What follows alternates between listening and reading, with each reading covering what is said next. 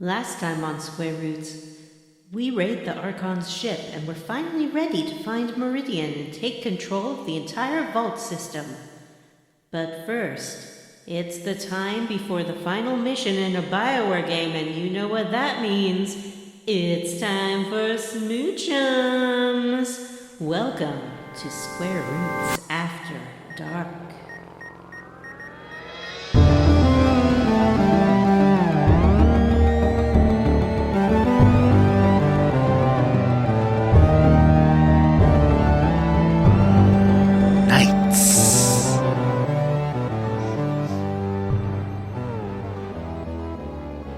I thought that was pretty good. Hola, and welcome to Square Roots, the classic RPG podcast.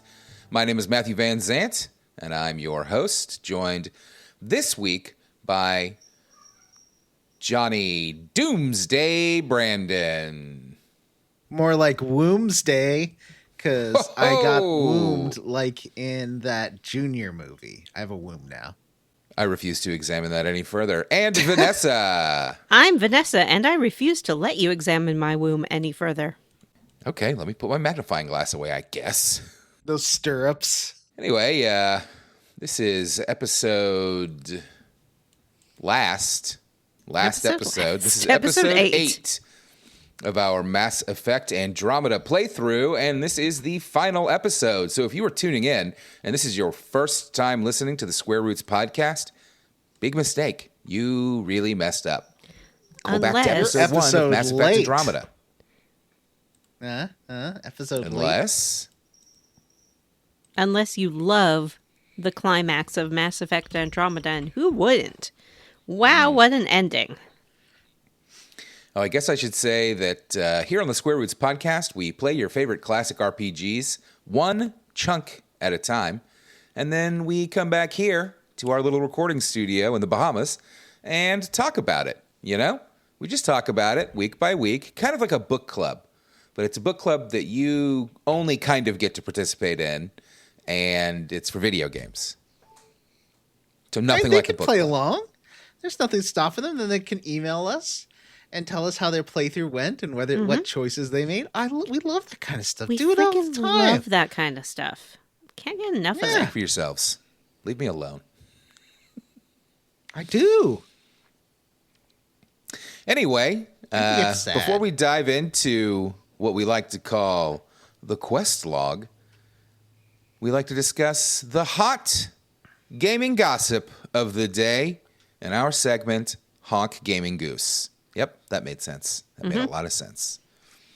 This show hasn't turned into a bunch of in-jokes that a new person would never be able to understand at all. I think people could figure out what Honk Gaming Goose means.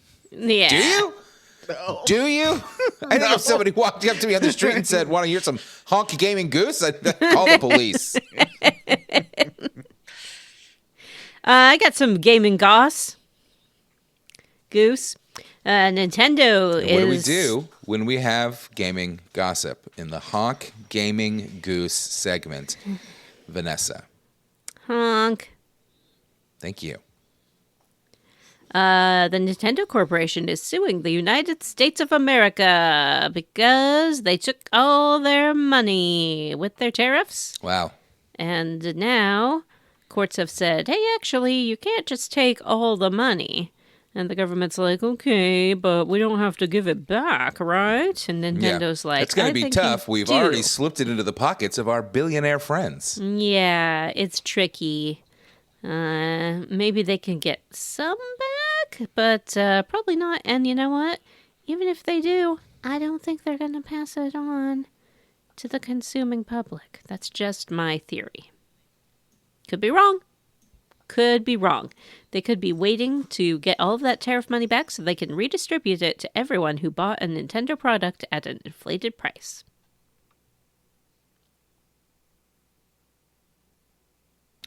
Well, here's hoping. I would like a rebate check for my Switch 2. Thank you very much. That will not go back into the Patreon fund. That will just go into my pocket.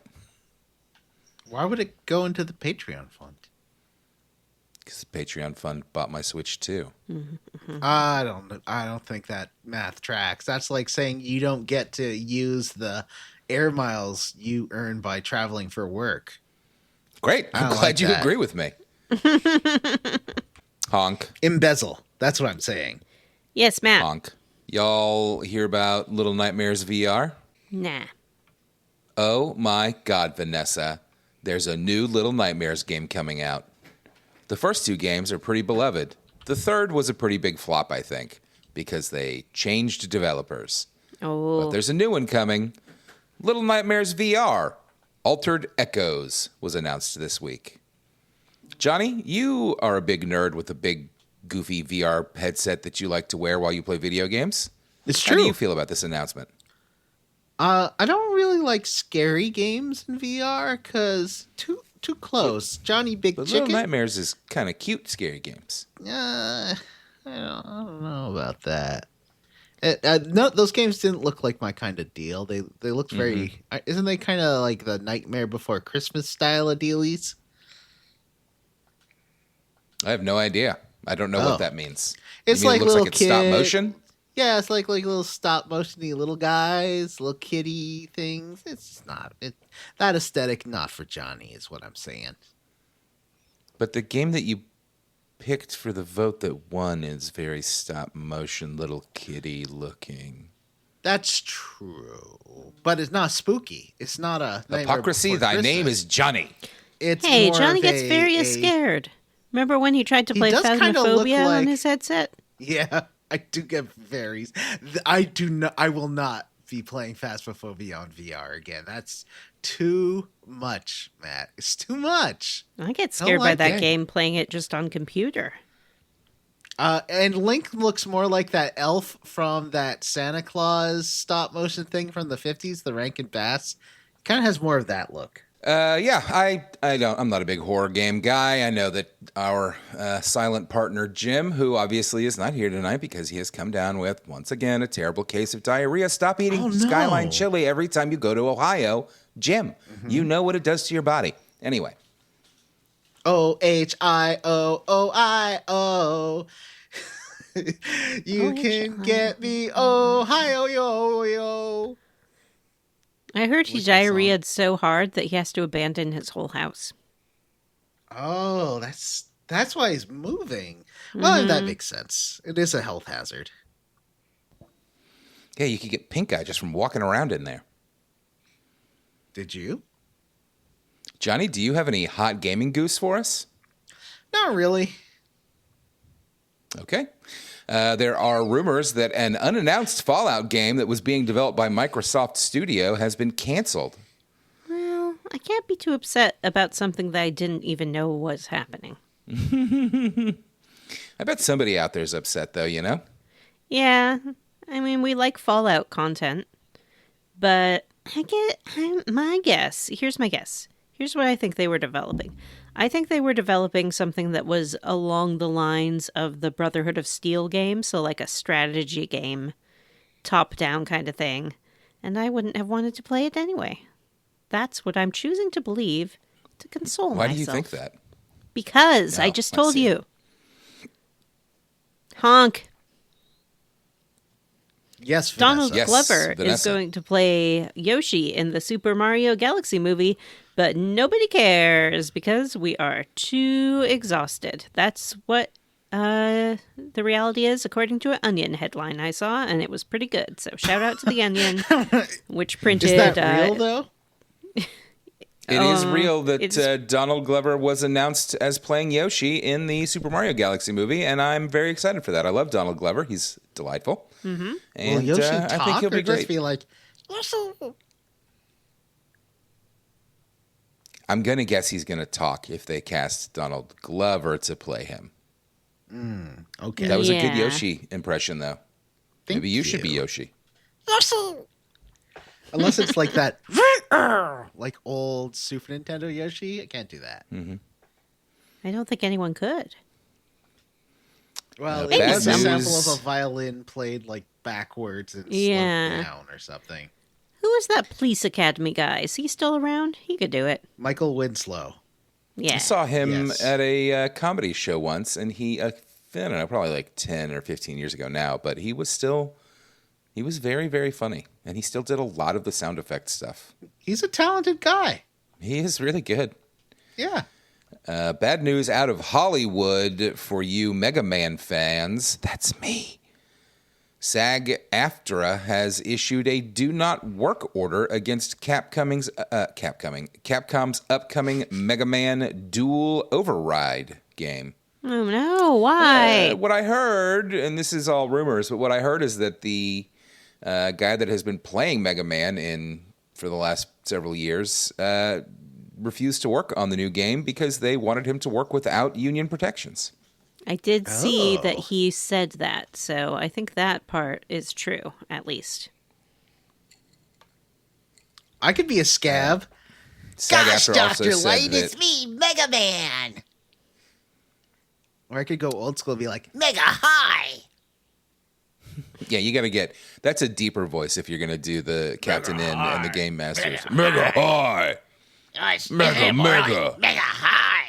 Yo, that's fucking right. That's it right there. Like, you nailed it. Yeah. Mm-hmm. Johnny, when did you become such a talented voice actor? Why have you been hiding your light under a bushel?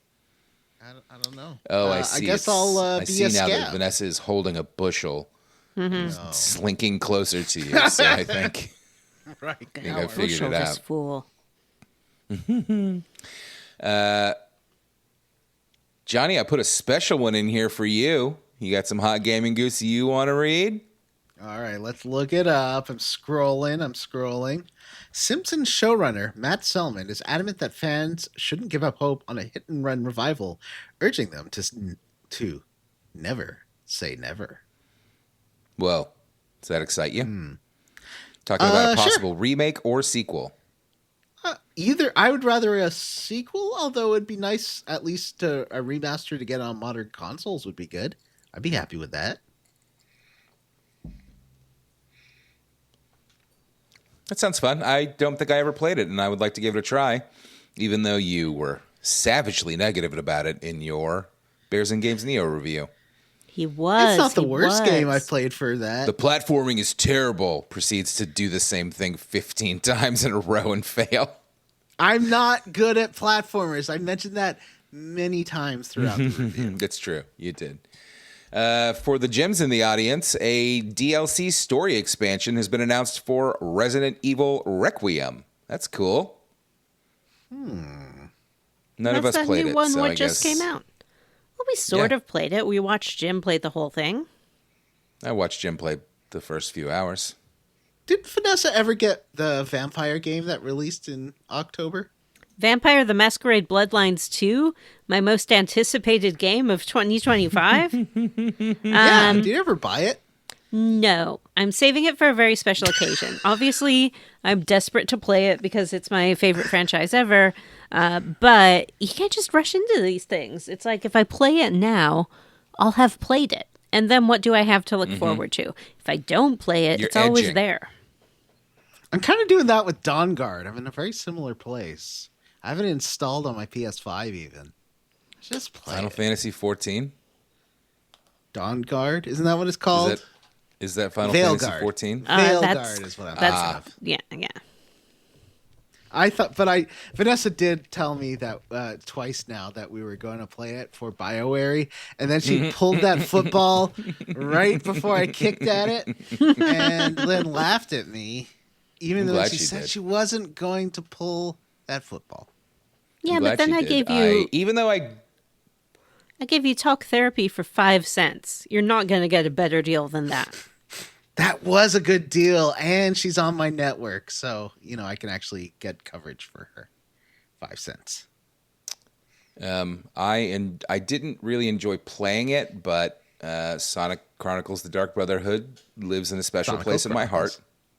Sonic Chronicles, and Andromeda was good, and I liked it. Wow! Spoilers for the end of this episode. Well, that's it for this show.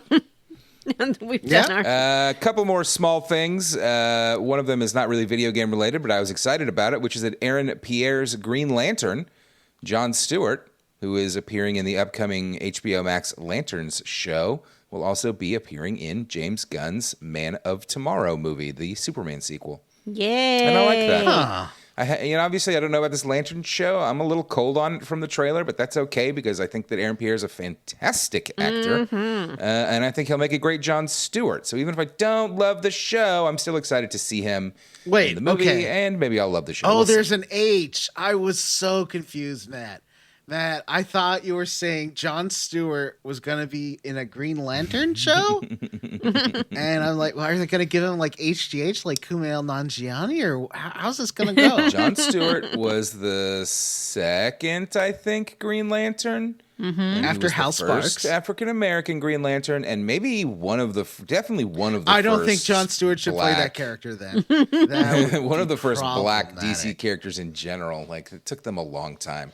And he's just rad. Sparks, He's an architect. Then it was Jon Stewart. He is rad, and he was the Green Lantern in the Justice League and Justice League Unlimited show, which I famously fucking adore. Yeah, so I liked it too. In a lot of ways, he's kind of my Green Lantern, even though I do have a soft spot for Kyle Rayner because he was the 90s Green Lantern when I was reading Green Lantern comic books growing up. Kyle Rayner? Isn't he the sex pest? I don't... What? No, I'm thinking of someone else. Who is it can shrink down and then, like, sits around and spies on ladies like a creeper? The Atom. Mm-hmm. But also, I don't think that's canon to the Atom. Anyway, and a final piece of hot gaming goose. It is still in development. That's all I can say, says the KOTOR remake dev. Whoa. Is that good news, do you think? I want to know. I think so. Remember, like, you had your choice of sprites, and one of them was clearly just Angelina Jolie, like a cartoon of Angelina Jolie as a Jedi. I would like to know if they are going to license Angelina Jolie's actual image for the remake and just use a picture of her. What a great idea. They should. I would watch a Star Wars movie that is just Angelina Jolie, hot ass kicking Jedi. That would be rad, actually. Yeah, I mean, that sounds pretty fucking good, actually.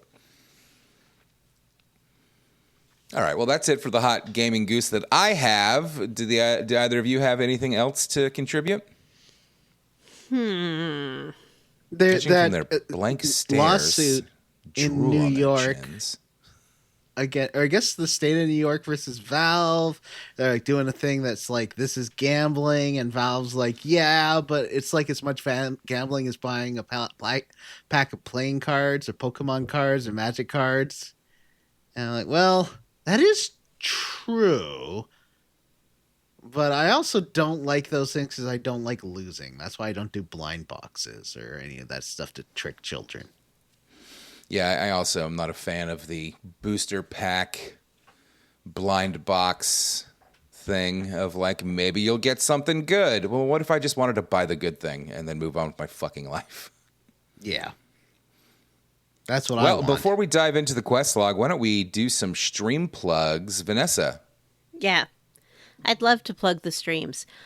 On Wednesday nights, you can see our official Square Roots Wednesday night stream. However, I don't think it's going to be on Wednesdays anymore. Is that true, Matt? Yes, as I mentioned last week, due to some schedule changes, I don't think I'm going to be able to do Wednesday nights anymore. I'm going to focus on getting at least one stream done during the weekend.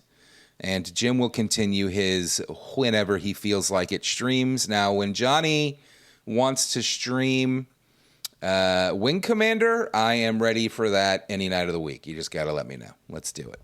Do it Thursdays. Okay. Fuck the podcast. No. Yeah, take that. We're a Wing Commander show now. I don't want to be a Wing Commander show. Not even a little? Well, I do want to watch those Mark Hamill cutscenes. But you said that's not even the one you're going to play. No, it's the Clive Owen one. Aww. You know, I'm a little hurt by that, but on the other hand, there is John Hurt, so it makes sense. What do you call John Hurt? A little hurt? I think he's probably an average-sized hurt. He looked like a small man, but it's hard to say. Yeah. Although actors are usually smaller than you think they would be. Although when you see Abraham Ben Ruby standing next to like normal people in that episode of Wings. He's like a foot and a half taller than the rest of the cast. It's wild. Wow. He's a tall man. So that's the Square Roots YouTube channel. You can also find all our episodes there if you feel like listening to them on YouTube. Some people like to do that kind of thing. In addition, Johnny has his very own special YouTube channel that we're not allowed to participate in called Bears and Games Neo. Johnny, what have you been working on? You've been working so hard. What's your secret project? Vanessa, you've been in a video. Right. On that one. And so is Matt. Technically, we Couple are times. allowed to be on it, but The only I'm one who not hasn't allowed is to just... Jim. Yeah, it's just Jim who's not allowed to be on it because he's on our own stream channel. Oh, no, so that's often. not true. He was in the Saints Row multiplayer footage. Because, Oh, I was dang. playing Yeah, you're online with right. him. We've Yeah. all been on Yeah, it. you've all been in videos, so... Yeah, but the Square Roots channel, I could post anything I want there at any time. I don't, but I could. But I'm not allowed to do that on Bears and Games Neo. No. Jim has access, so he could probably get you access to it, but, yeah. I hope he doesn't. Well, maybe I have a really good video about queer gaming history or open world drivey shooting games that I want to upload to Bears and Games Neo. What would be wrong with that? Or racing games with FMV elements. Or how things look different on a CRTV versus a flat screen. Yep. And now I've got that Grid Legends review is up, and I'm working on editing my Makoto Oh, Talk that's About exciting. episode. Is that I gonna be rewrote a a gayest big chunk. games ever, or a gayest, or Great moments of queer gaming history is what he's in. Vanessa, we're so not allowed to participate in Johnny's channel that I sent him a recommendation for one of the very first games that had an actual homosexual plot in it, and he told me that it sounded stupid and he didn't want to play it.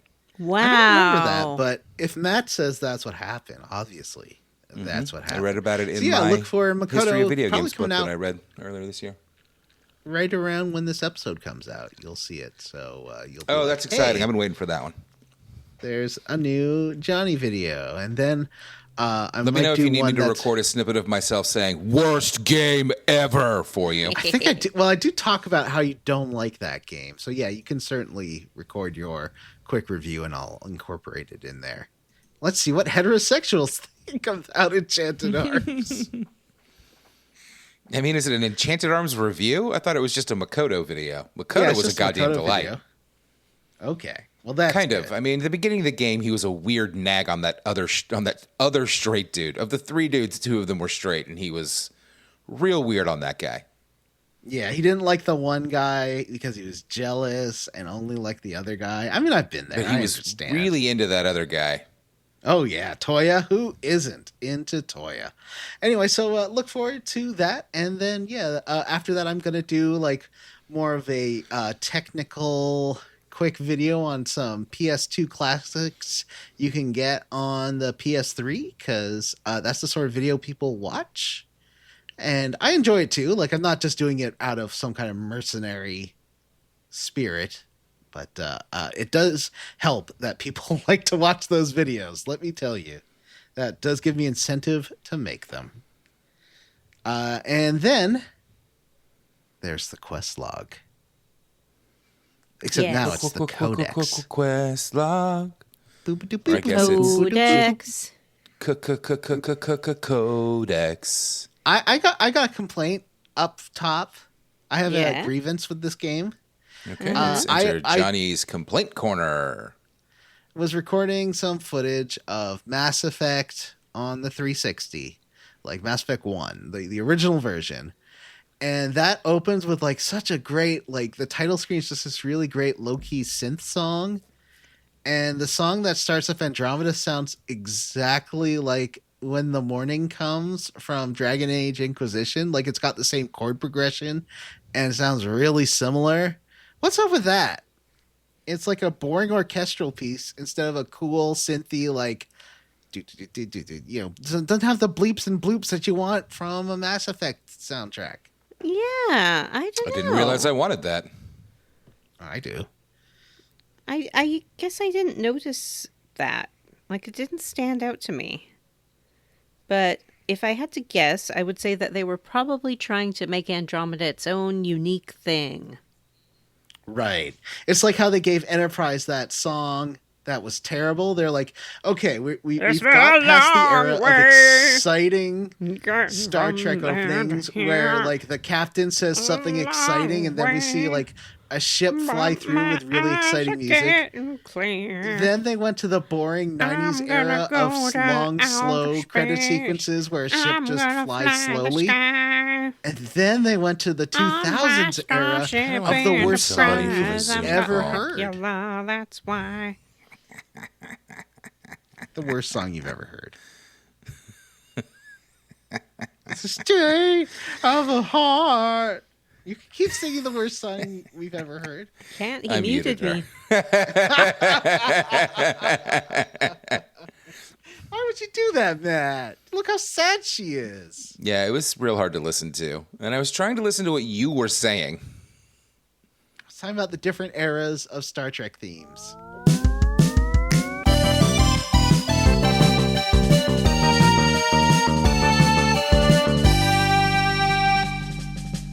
Good to okay. Never mind. I don't want to listen to that. So, quest log. Faith of the crew heart. corner. Ah, shit. So, the quest log. We're going to do things a little bit different this time and talk Hang about on. I apologize. I'm sorry. Johnny?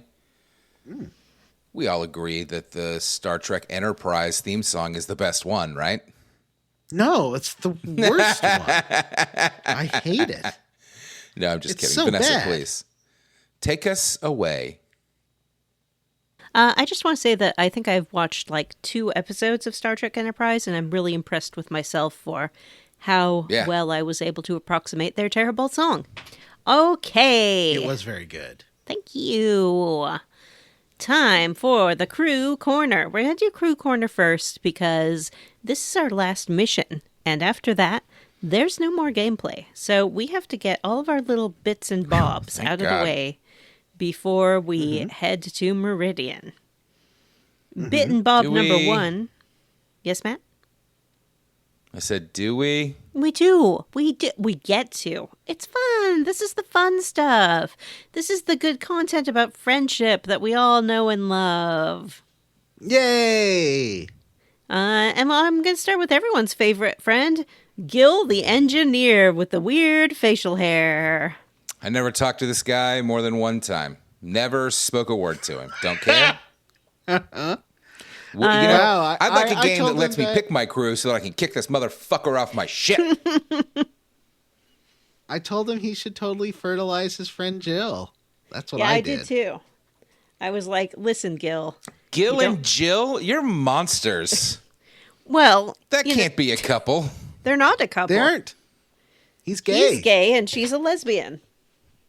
But she's like, I need to procreate, so can I take your seed? And he's like, yeah, but I want to be a real dad. I like that. Like, there's a big buildup. Like, you'll get to meet Jill, and you meet Jill for 20 seconds. You say 2 things to her, and then she's like, well, that was fun. I gotta go. I'm a busy lady. Business, business. That's me. Boss bitch. Well, Gil also keeps implying that he's like, listen, if you talk to Jill, she's going to try to impregnate you. It's her whole thing, and she wants everyone to be having babies, and she's going to try to get you to have a baby. Whereas I think he's just projecting, because I think that Jill is just trying to get Gil to have a baby with her. Yeah, that's a weird thing to say. I gotta say, Vanessa, I think... well, then it's less weird, isn't it? Yeah, she's the fertilization expert or coordinator or something like that. It's her job to promote reproduction so they can populate their new galaxy. She's the FERT captain. Yes? I think that you and I you're the closest female friend, like heterosexual female friend that I have. He's gonna ask me I would say right now. It's finally happening. And I still think it would be super weird if you asked me to have a baby with you. I would be Wow. like, what? Good. I'm sitting right Why? here, Johnny. Or because you What? want to be the one to ask. I understand. And, I'm just over here waiting. I'm taking that medication that makes you produce a lot more eggs than usual. So Oh. That Are they explains just drop the it out mood of your swings. vagina? they're just Is rolling that how it out. works? They're just rolling out in little clusters. Also, I believe that medication is just birth control. Scooping them up like caviar. Wait, wouldn't that? Oh, no. Oh, God. Oh, that is the most. All right, I'm going to change this topic here. I agree with Gil. Not that I've ever been asked, but I think I would have a tough time donating and then not being involved. You know what I mean? Yeah. That would be weird. What do you think of his choices for baby names? And will Jill agree to them? Oh, I don't remember exactly what they are. I remember you said, like, you're not going to call them Ryder, are you? No, yeah, it was Mary and Dean. Right, after Meridian. Oh, yuck. Yeah, Might as well and name I your was like, baby fucking you should Khaleesi. probably check in with Jill on those two options. She might have some critiques. Yeah, I mean, Mary is a perfectly normal name. Meri? It's a little bit hobbity, but that a people love spelling yeah, is kids' that a names all Tolkien crazy reference? these days.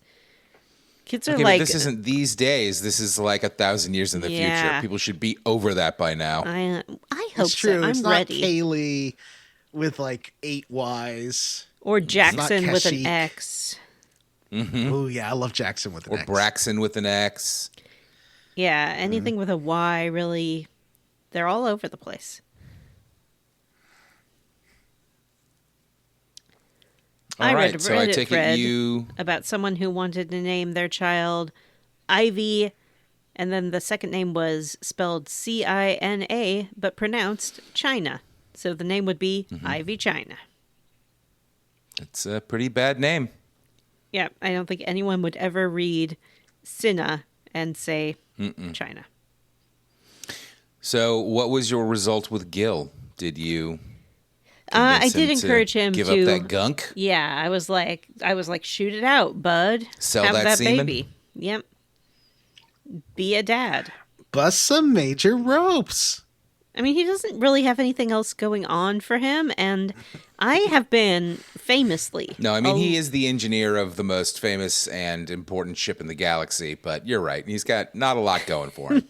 I mean, have you seen his face? Oh, my God. And, I'm a big proponent of lavender marriages. From way back in, like, the 1920s. They became very fashionable, and I was all for them.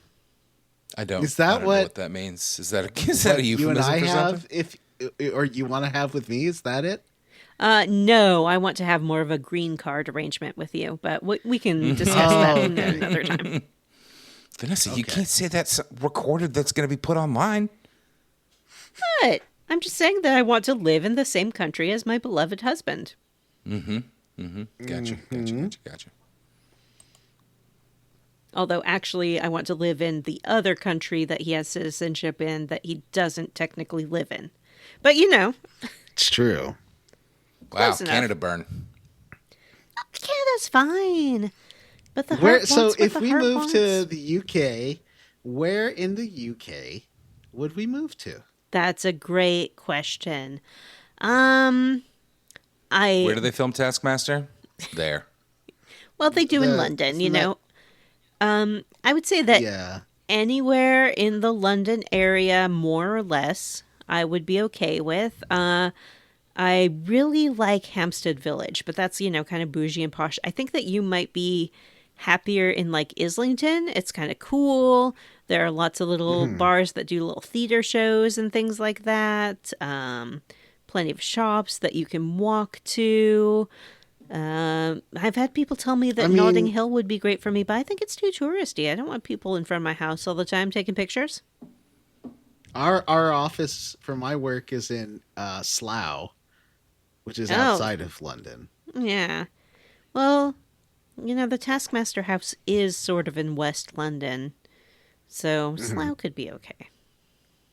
I mean, I can commute. Like, I'm working nights, so I don't have to deal with traffic. Oh, that's true. That's true. Yeah. Okay. Well, yeah. Maybe I think So Islington's PB. the place for us. So Y'all hear about this PB character? tell us about Sure. PB. She's your lady. Oh, I met with PB in her apartment on the Nexus. We already talked about half of this. I don't know why what did you just copy this out of a guide, didn't you? You think that I copied it out of a guide that says Kalinda steals Beep Boop and then tracked down Beep Boop? Nope. We met. Only all I right, well, I'll can run write back that kind through of stuff. Ryder meets PB in her flat in the Nexus, and then meets her ex Kalinda, who's a real asshole.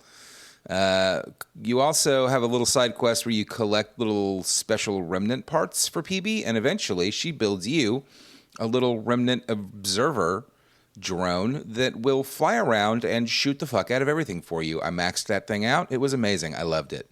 What was it I called? like when it shoots grenades. She gave it a name. Beep Boop. I made it Pax. made a shoot grenade. Pax. Pock? The name of her Pock. beep boop is It's Pock. Pock. Yeah. No, Pock and is she was hers, right? And yours is something else. like Mock. No, it was okay. This doesn't matter. Anyway, she builds her own little observer that she names Pock, and then Kalinda steals it. Rude. Oh, that Kalinda. She got me to find parts for a scanner, and I never finished that quest because it was on hold. And I'm like, well, I'm not waiting around PB to do this. We have to save the universe. So I saved the universe. Oh, but it's Galaxy. fun, Johnny. Yeah, you eventually do track down Pock and get it back, but I did that. then I bought it back. Or did you find threaten out the guy? that Kalinda is after like some real hardcore remnant tech, and so you have to like beat her to it. It's in a volcano, and it's a pretty crazy. It's whatever. It's the I ending of liked it's pretty wild. getting there because you're above the volcano planet, and your pilot's like, "Oh, we can't land.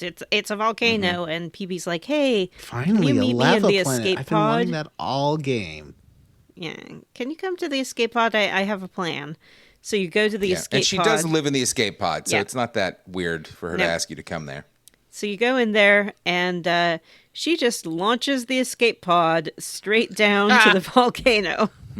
And you plunge down and crash, and Ryder is sort of like strapped in his or her seat on her side, and PB goes, "Are you mad?" And then you have an option of saying, "I'm not mad," or "I'm mad." It's just like I said a I'm not close-up mad. on Ryder's face. I said mad doesn't even begin to describe what I am. You chase Kalinda down, fighting off a bunch of waves of remnant, and then you get into the volcano, and you have to kill just scores of Kalinda's hired goons. Eventually, Kalinda and PB are racing for the remnant tech, and they have to jump a gap. Kalinda misses and is just barely hanging on by her fingers. PB Ooh, a Last Crusade makes moment? Yep, PB makes the jump and grabs the tech, but then everything starts to fall apart around them, and she drops the piece of remnant tech, and she has to make a decision of save Kalinda or save the tech, and then you, as Ryder, are given one of those quick options to shoot Kalinda, which I did, What? and she falls to her death Consider this a and dies. breakup. No, Matt. At this point, PB and I were already sleeping together, and I could tell that Kalinda was super toxic and a bad influence on PB. And PB was going to blow her chance for this amazing remnant tech for this fucking asshole? I don't think so. I did assume very much so. In fact, I may have sent a message to the group, or maybe I just meant to. I did assume that this was going to be a breakup. I was like, I really didn't think it through. Like, the prompt appeared on screen, and I smashed the button. And I was like, okay, well, I guess I won't be getting with PB again. You know, like, this is over. But instead, you get the tech. She's a little sad, but she says she understands. You get a cutscene back on the Nexus. where she kind of says, I don't blame you, and I don't understand. Like, can you explain your reasoning to me? And okay, like I'm not happy about it, but also like I understand why you did it. And she says, well, I blew my escape pod, and I guess I don't have anywhere to live. And Sarah Ryder, that's my writer, said, sure you do. Come on and live with me, girl. Ooh. What if you don't? Like, where's she live then? You also tell her that we'll just get another escape pod. It's not a big deal. Oh, okay. And then later on, there's a whole cutscene where she tells you to come to her lab. And when you get there, it's just Pac, and Pac plays a recorded message where she basically is like, okay, I want to be in a relationship with you. I don't want this to be casual anymore, but I don't want to say it to your face. So I'll be in the lounge if you want to, come give me your yes or no. And then when you get there, she's whipped the whole crew up and is like apologizing to them for being such a fucking introvert the whole time and never like hanging out with them. And then my writer gave her a big old smooch. Aww. The end. That's what happened with Sarah Ryder in the Andromeda system. She married PB and they lived happily ever after. But you didn't get the super special steamy sex scene. Yeah, I guess I didn't get the super sexy, steamy sex scene. How do you get that? It's triggered by going to your quarters and you find like a bottle of liquor that she's left there, and she says, call me when you want to have it for a surprise. But I'm not sure. I think it may be that if you had sex with her in the escape pod, you don't get this scene. Because this scene... So the escape pod sex scene was definitely a cutaway. Yeah. Because I actually did that several times. Because every time you walk in there, you can be like, hey, how about we turn this gravity off? So I'm not sure if that's the case, or if maybe, Matt, you just didn't wander into your room and find this liquor. I may not have after that, yeah. But their super special scene is that she propositions Ryder to have like a sorry style sex, which is where you do a mind meld. And like in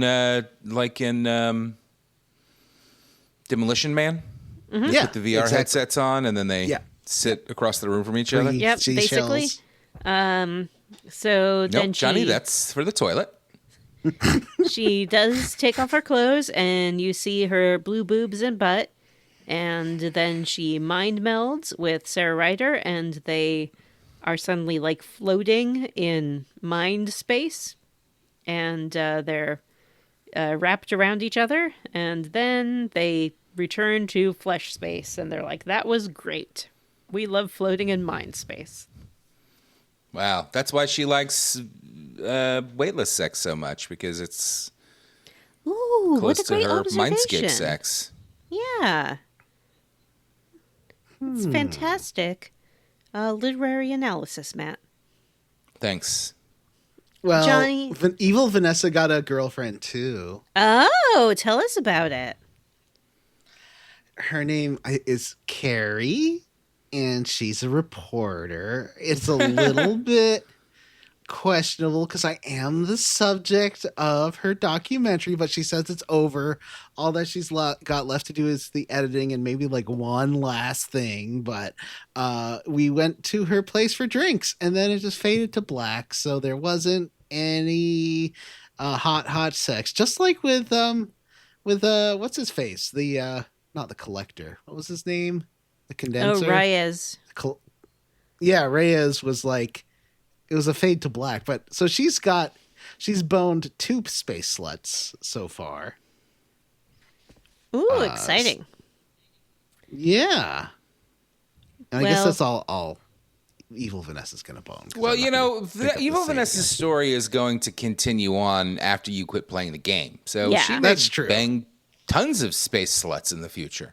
I like to believe that she did turn down will. Suvi and PB.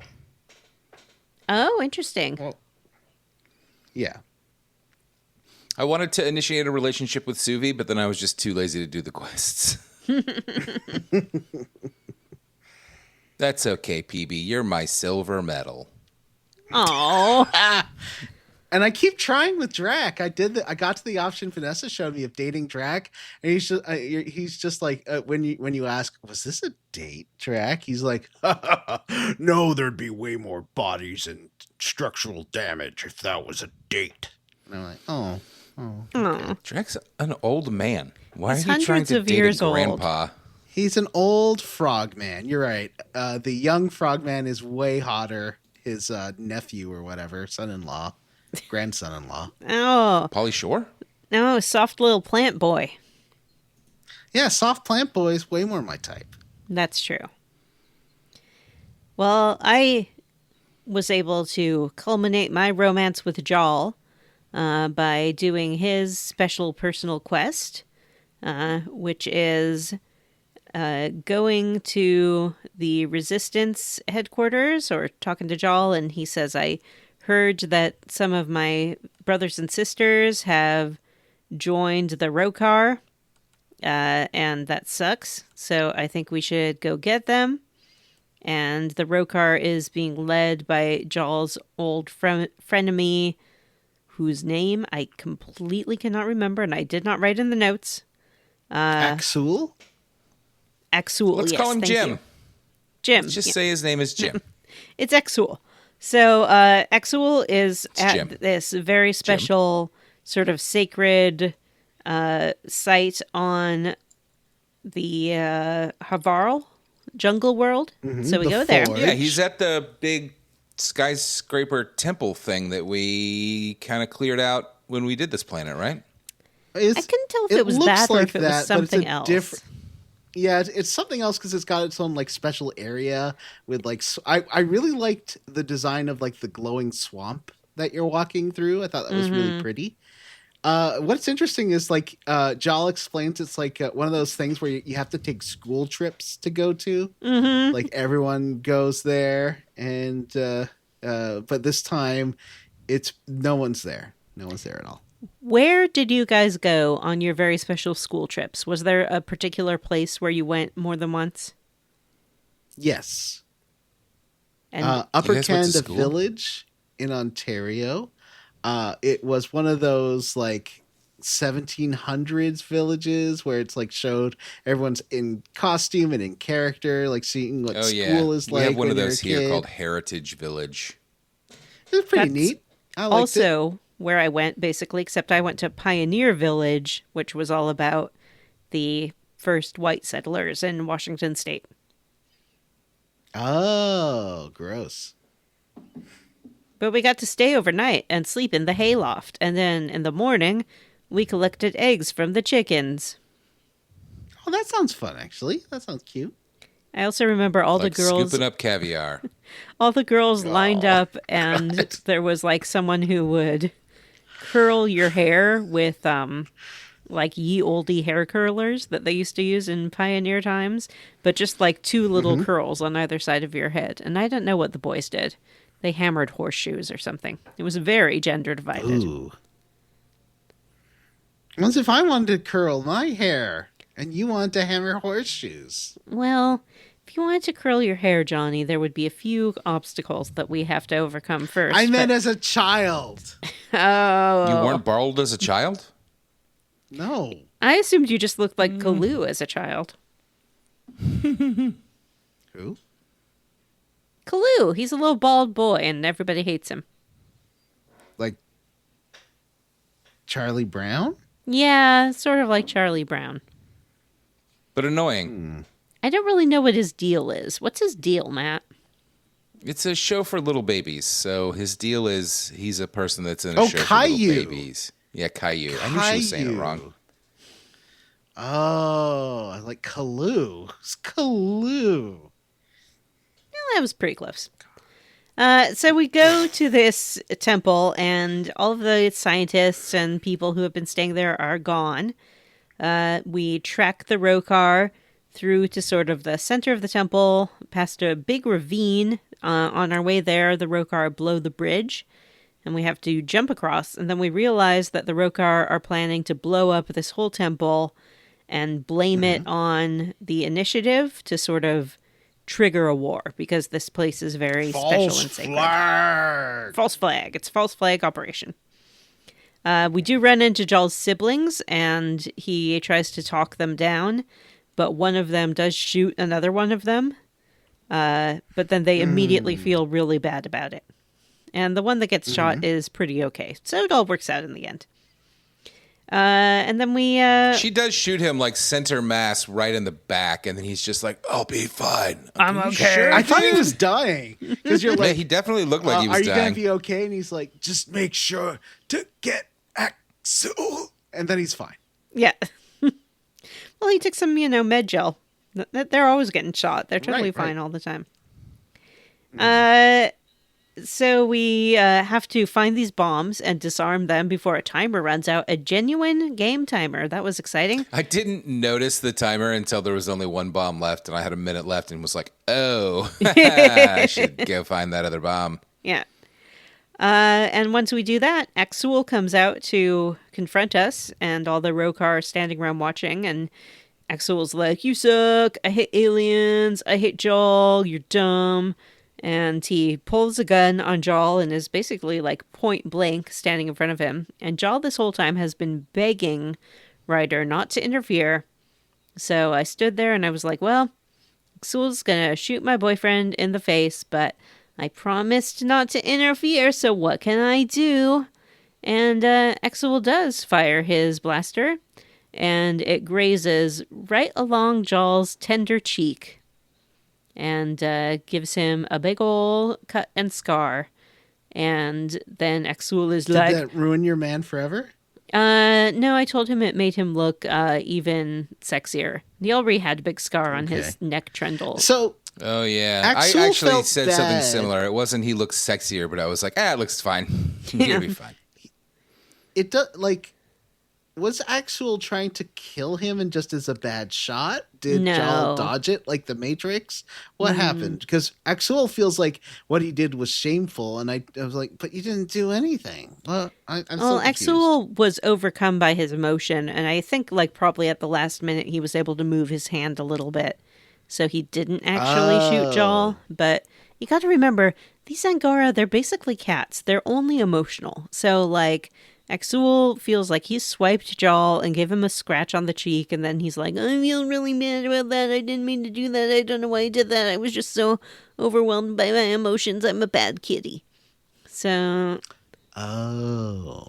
And all the Rokar watching were like, oh my god, we were totally down to kill all these aliens, but he shot at one of us. That's not cool. Like, I think the first time I did this scenario, I just shot the guy. Because I like pulling those triggers. You do have the option to just blast them. Yeah, you Yeah, can't. I also I see that trigger and I'm like, yes, but I don't know, for whatever reason, Jarl really wanted Ryder to let him call the shots on this mission, and I was like, okay, little guy, that's fine. Yep. So after that, the Rokar basically disband because they realize that they've gone too far, and Jarl's like, hey. Now that that's taken care of, how about you come and meet my true mother, by which he means his birth mother, because their children are raised in kind of polycules with lots of moms. So you go to his house. I feel like polycule is not the correct term. Yeah, no, it's more like just a commune kind of thing. Yeah, communal living, yeah. Yeah. So I really like this scene. yeah, tell us I about it, felt Johnny. like it was unlike anything we'd really seen in It's a Mass funny. Effect I game. refused to do this. He was like, go meet my mom, and I was, fuck you. I'm not meeting your mom, dude. She's nice. Just- In I'm the terms of, like, captain of your the- starship. What the fuck? In terms of like the cinematography and the amount of characters there, it was very different. It reminded me a bit of the Citadel DLC where everyone's just hanging out at your house. But this was someone else's house and someone else's culture. And it was like, you could tell she was really overwhelmed by everything, though I was polite. A lot of the options you can get her to say are pretty racist or like weird, like, oh, I can't believe you live like this. I'm not going to say that. That No. would be crazy and rude. Yeah.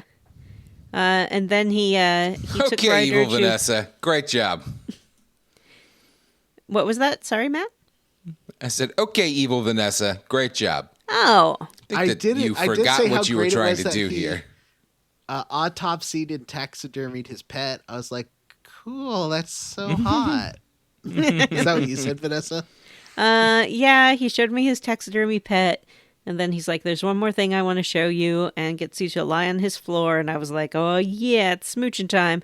But then he just like turns on his basically like, you've seen those lamps you can get on Amazon that like project stars onto your ceiling? Yeah. And he's like, check this out. You got this from Temu. Yeah. Or And he Temu. shows you his Temu star lamp, and you're like, cool. And he's like, I made it, and it's a map of all the stars, except it's not accurate at all. I just like put them wherever. And you're like, great, awesome. Then we left, and then I was like, that better not be my special jaw romance scene. Come on. But reader, it was not. No, because I got that, and I'm not romancing him at all. Yeah, so his romance scene is he's like, hey, come to Aya and meet me at this waterfall. And so you go to Aya, and he's like, this is my favorite. Vanessa, you know what they say. Don't go Don't go. chasing. I don't feel like we need to complete the sentence. Everybody Okay. knows. Okay. But I did go, and he's like, this is my favorite place. Classic mistake. And look at this waterfall. Isn't it like so wet and tall? And it's even better now that you're here. And I love you very much. And we did a smoochum. And then he's an affirmative consent guy. So he says, do you want to... and then you have the option to Go say... downtown. sex, yes, please. Or, no, let's just hang out here. And I, of course, chose... let's do it. Wow. So- Bold for Vanessa. Then he strips off his whole outfit, and you see his purple butt as he walks into the water. And then he Hang on. We're going to need a very detailed description of what that dong looks like. we don't see Dongs, dong. maybe? We just see Ooh, butt. does he have dongs. two? It's possible. It's like We you're always do having a see threesome with Jaw. his bizarre chest, which is bumpy and concave at the same time. I don't even know exactly how to describe it.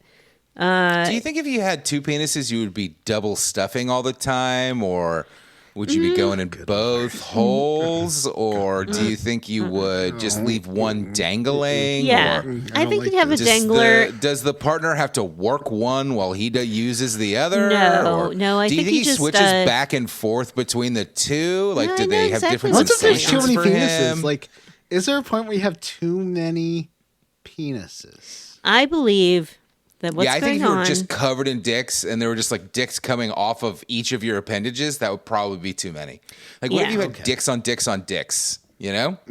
That would just look grotesque. Listen, the only thing that's going on with his two dicks is he has one that's connected to the urethra Alan Tudyk. and one that And is how many balls connected would to you his have to sperm have to sac. produce semen out of each of those No, he fucking doesn't. dicks? Can you one imagine? one is for business and one is for pleasure. Do you think he has 4 balls? The or does he Krogan just have two 4. really big balls? The Krogan have The, 4. the Krogan have 4, and they call them their quads. Dicks Mm-hmm. or balls? Balls. I'm not they only done have describing this one. romantic scene.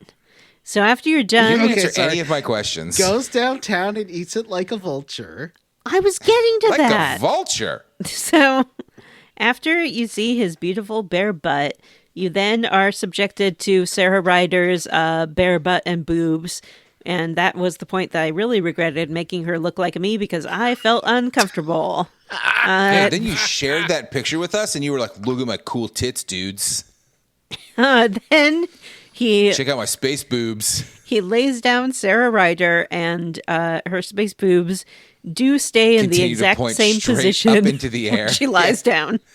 This is some real fucking incel bullshit. Like, this is how tits work, right? I don't know. I've never seen them in real Well, life. you know, that I not? was confused by that at first, but I think that Is what's that happening. not, Johnny said. What happens to the fat on your body when you lay down? Does it stand straight I up? flex it, and it looks all strong. That's how you sleep at night? You know, it depends Why are you so on big? the the age, the shape of the woman, the size of the breast. I would say that you can have anything between minor pooling and them just straight up being in your armpits, slopped to either side. I'm just going to quick aside for whoever edits this episode. My recommendation is that you bleep out most of what I said a minute ago. Nah, leave it all in. But I believe that Sarah Ryder's, her physiology represents that her SAM implant is stored in the breast. At first I thought maybe she had silicone 80s style, very hard implants, but no, it's got to be SAM in there. So they make out, and then Jal does just... How much power do you think it takes Sam? Like, how much does he have to draw? How many lakes dry up just to keep those titties pointing towards the sky? Whatever it is, it's worth it. Am I right, bros? Oh, yeah. Then Jal, he kisses his way down her and goes straight downtown, which did surprise me very much because, first of all, I don't even know if you showered today, you know? Well... You live on a spaceship. They were just in the waterfall, so we do know that they showered. But, you don't see a lot I feel like that's a good shower. That kind of representation of intimate contact where the woman's pleasure is focal, and you really don't see it in video games. So I was shocked, but I was like, you know what? Good for him. That was my beautiful romantic moment with Jal. Then I went to go talk to him afterwards, and you go talk to him and go, Jal, and he's like, hello. We did it. That morning after conversation.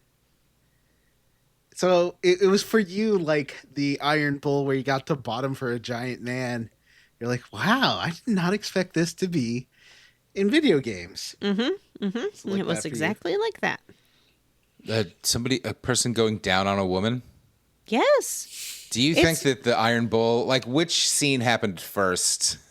The BDSM scene or a man going down on a woman? I'm sure that there was some dudes going down on ladies in some Leisure Suit Larry games. I don't think so. They didn't really get that graphic. Yeah, that was more about implication. And the censored sign that go like, whoop, whoop, whoop, bloop, whoop. bloop, bloop. But like those Grand Theft Auto games where you have your sex and minigame stuff. Yeah, that was more like two Barbie dolls bouncing off each other. Is that hot coffee? Wasn't that not actually part of the... I mean, it was edited out, but the data was still on the disc, so with some modding, you could bring it back. All right, and I think that wraps up our romantic companion corner. Who do we think Jim romanced? He was going to romance... Who would Jim have? He was going to romance the navigator lady with the pixie haircut. Oh, Suvi. Yeah. I did not look up Suvi's romance scene to see what happened in it. I did look up a little bit of Liam's, and it seems like you make out on his gross couch that he keeps on the ship. Can you romance Callow? No, I don't think so. Huh. Lame. He's like Sorry? the one person on the ship you can't... Can you romance Lexi can Kumail flirt with, and Nanjiani? she's like... Solarians aren't romantic, as we know from the Mass Effect original trilogy. Their couplings are entirely contractual, where the female lays the eggs and the male fertilizes them, and it takes about 30 seconds. I didn't know that. So you can't romance Morden? Nope, they're all aromantic. Huh. That's fascinating. Yeah. They only live for 40 years. They don't have time for that, They gotta get business done. There is one more very special crew quest, and that, of course, is the quest that has been teased for the whole game. It's movie night. I think I screwed this up. I got soccer night instead. Soccer night's a different thing. Well, I didn't get movie night, Vanessa. That's all I'm telling you. It never happened. I must have happened not for me. found... I thought I found the tapes. You have to get the tapes, then you have to get the special snack food, then you have to get the special thing for Jawl that makes the movie output like electrical waves, and then you have to get the special liquor for PB and Vetra because they want to get totally smashed at movie night. It's a That's lot. so much work. It's a lot of work. But the reward was pretty good. I thought it was a great scene, actually. You finally have everything. You gather your crew together to watch the movie. They're all sitting on the couch. You get lots of images of them just together, having a nice time. I sent a couple to the chat. And then you are watching the movie. They start making fun of the acting, and they're like, oh, I bet you couldn't do better, Ryder. And Ryder's like, try me.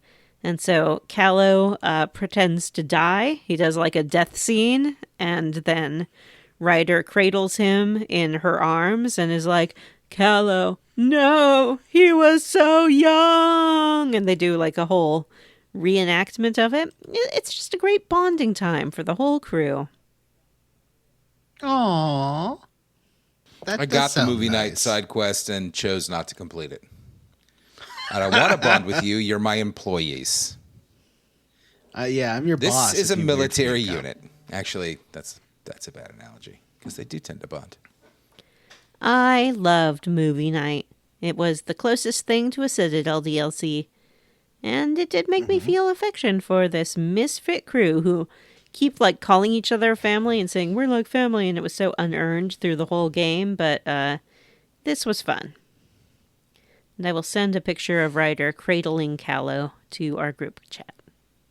So you can all enjoy movie night. Why is she cradling Callow?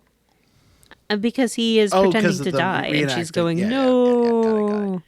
I listen to words you say. I listen to words. It just takes a while to process. I'm not reading a book right now.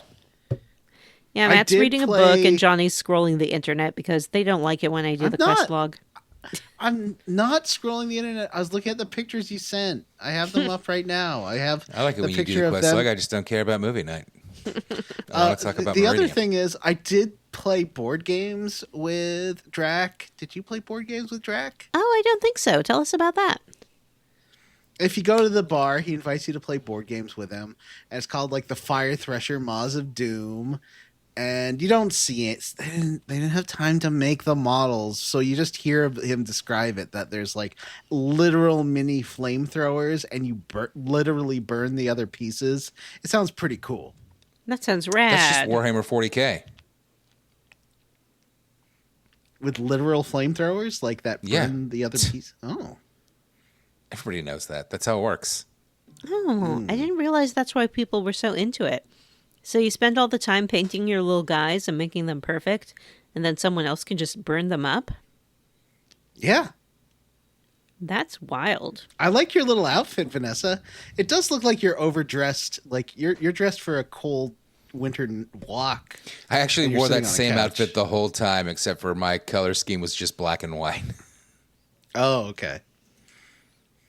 Yeah, I wish that it sort of changed based on the situation, but everyone else is kind of bundled up too. I think spaceships tend to be a little cold. It's true. Out there in the coldness of space. Are there any other little quests or fun tidbits that you want to talk about before we get to Meridian, Matt? No. Then let's talk about our journey to Meridian. So we head out to the location of Meridian that we got from the Archon's ship, and it's like a floaty space station kind of thing.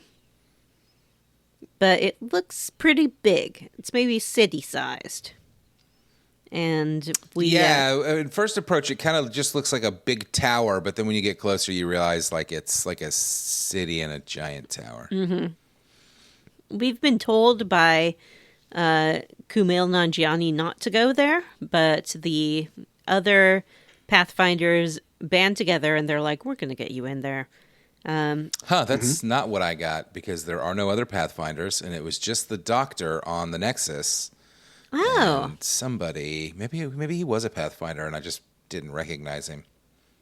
Well, if you let that one Pathfinder die, she's replaced by Captain Hager, who's the Solarian Pathfinder. Maybe it was. And Captain I had Hager. I really can't Sarissa. remember. I had Sarissa from the Asari fleet there helping out. Yeah, too. I had all the replacement Pathfinders. Sarissa, the Turian guy, and the replacement. Turian guy. Oh, I didn't have the Turian guy. Yeah, I found the Turian arc and got the Turian guy. You know, we can't talk about everything that happens in this game. It's too big. A lot of stuff happens. It's a big game. That's okay. But no, you didn't have Sarissa. You had like new girl. Sarissa's the old one. But She's busy explaining it all. they band In hell. together and they say, we're going to like send out a bunch of fake signals to distract the Ket forces so you can get through and drop onto Meridian. So we get a squad together and there we go. And now it's time for not the one, not even the two, but the 3 towers. Wow, this is a smaller area than you would think, but based off the size of the place that you're going to, you basically are just going to go to the left and then come back and go to the right. It's tiny. It's tiny. You go to each tower and activate a nodule. One of the towers you just have to fight through. In one of them, you have to solve a puzzle about how to reboot it by flicking the consoles on in order. The way you solve this puzzle is just to use Sam and follow the blue line to each console and flick it on in order. I couldn't, I did not notice, I guess I just didn't notice the blue line. So I definitely just had to like brute force this puzzle. Oh, no. It wasn't fun because it does summon enemies every time you fail, which I did a bunch. Yeah, you just kind of follow the power lines in the floor. And then the last one is just full of plants. It's like a plant tower. Full of plants. And as you're wandering around there, you can find a secret laboratory. And in the secret laboratory, you find information that implies that the remnant, whoever they were, genetically engineered the whole Jawl species, which I know what they're called. What? They're called They're called sheepies. Angara. The mantis sheeps. Angara. Yes. So I guess they turn out to be Zidanes, like these creatures that don't have a history. They're just like genetically made up to help populate a planet so that they can be sacrificed. It's an interesting twist that I felt like did nothing. I mean, you get like one scene of Jaw being like, I don't know how I feel about this. And that's actually, I feel fucking great. It. Writer can kind of be like, yeah, but you're still you. And like, it doesn't really matter. We all come from somewhere, but that's not. She like gives him a decent little pep talk, but like this does not affect the plot of the game going forward in any way, shape, or form, and feels like a total miss, like just a waste of space. I guess it explains why the whole time they've been talking about how the Angara don't know their history and don't understand where they came from. Oh, I guess that's right. I mean, they did. I thought it was because of the Scourge, though. That's what they kept implying, but maybe it's a combination of both. Yeah, I guess. I don't know. I don't know that tracks. Yeah. Like, they didn't pop up after the Scourge, right? No, that's true. They were around for a long time. So they definitely did lose a lot of their history in the Scourge. I don't know. I don't think it really works. Yeah. But, yeah, it's interesting. Like Johnny said, Jal is pretty okay with it because he likes knowing that he was created for a purpose. Yeah, it's kind of like learning that God is real, except God was a robot from another dimension or whatever the fuck these guys are. By the way, you spent the early parts of this series implying that the events of Mass Effect 2 and 3 were going to play like a big role in this game, and as far as I know, they did not in any way, shape, or form. That's Why because did you lie to us? you didn't unlock all of Ryder's special memories by going That's to the true. special memory points. You should have known I wasn't going to do that. I didn't know when we started this. I did You know, should have. some way through. Sometimes you fall in love with a game. I Yeah, played that's the true. shit out Sometimes of you this 100% game. a game. I did a ton of this game, but I've never 100%ed a Mass Effect game. They're big. Yeah. So if you unlock all of Ryder's special memories, you find out that... Oh, yeah, and also, those memories are boring. You find out that the real impetus behind the initiative wasn't just exploration. They're basically a lifeboat for the species in case the Reapers do come and eliminate everyone. They're like a backup plan. So they're like, we know the Reapers are coming. We're going to send Okay, it everyone feels like to Andromeda. burying that behind the most boring side quest in the game is a pretty stupid idea. And not Yeah. making it part of the overall plot at all is pretty dumb. Because it makes a lot of sense. It makes sense. Yeah, because otherwise you'd have to have one, a true canon ending to Mass Effect, which they don't want to do. So this is the only way to keep going with it without doing like a prequel, is to set it somewhere that couldn't have been destroyed by the Reapers because they're only in the Milky Way galaxy. Exactly. Just Yeah. have a canon ending, you cowards. Don't have a canon ending. I hate it when they give you like a options ending and then later they're like, but the real ending was this, no matter what you chose. But Mass Effect 1 and Mass Effect 2 had options endings, and they had to pick one for the sequel. So why couldn't they have done it the fourth time? They did it twice before. That's not true. The whole thing about Mass Effect 1 and 2 is that they imported your decisions into the next games. Yeah, they could have kept doing with that. 2, it seemed like 2 got weird. Because you could side with Cerberus, or you could side with the Alliance, but 3 kind of starts the same way either way. Like I thought that I assumed when I played Mass Effect 3 and it started with the Alliance, it was because I did the Alliance side. But no, it kind of it doesn't ignore it. I think there's like an extra line of dialogue or something if you chose Cerberus at the end on why you ended up with the Alliance, but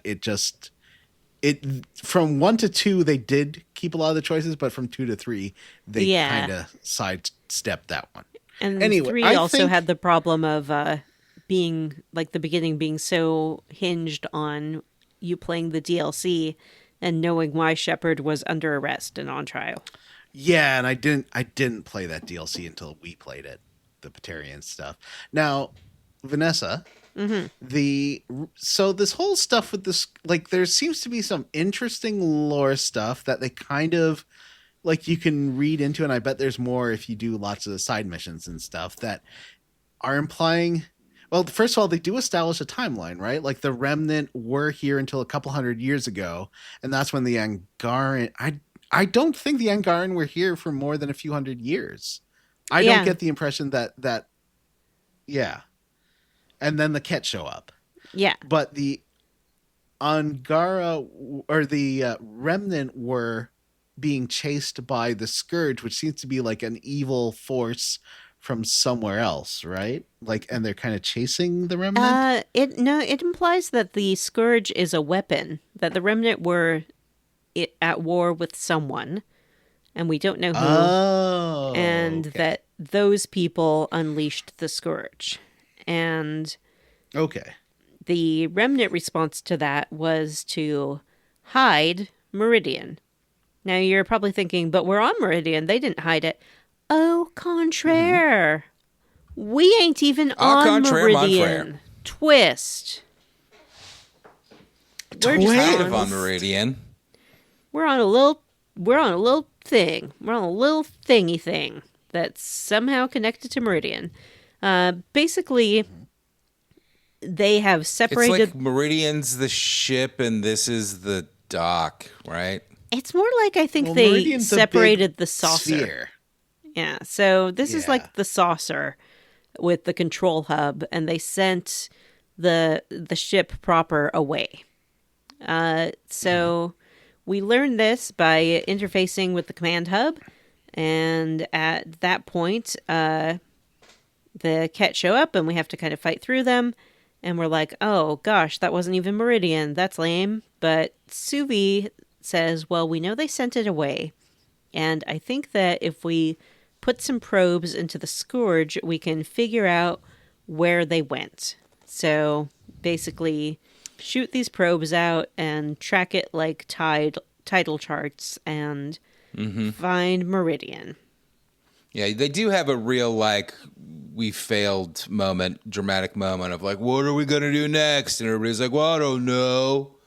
Mm-hmm. And then it is Suvi who comes up with the solution. This felt to me pretty unnecessary, but I do think it was kind of here to give you a chance to do more side stuff before you do the final mission. I guess. I don't know. So you shoot your probes, you figure out where Meridian is, and then you have to go back to the city hub to, I guess, fly to Meridian to finalize your calculations. You have to get everybody back together, right? Like, you have to rally the colonies and the Angara. Yeah. You kind of don't do it, but, like, they talk about it. Like, you get the option of, like, what are we going to do? And I chose, like, we're going to all hit it at once. So that's why I assumed when we went back to Nexus, it was, like, back to Nexus or back to Meridian?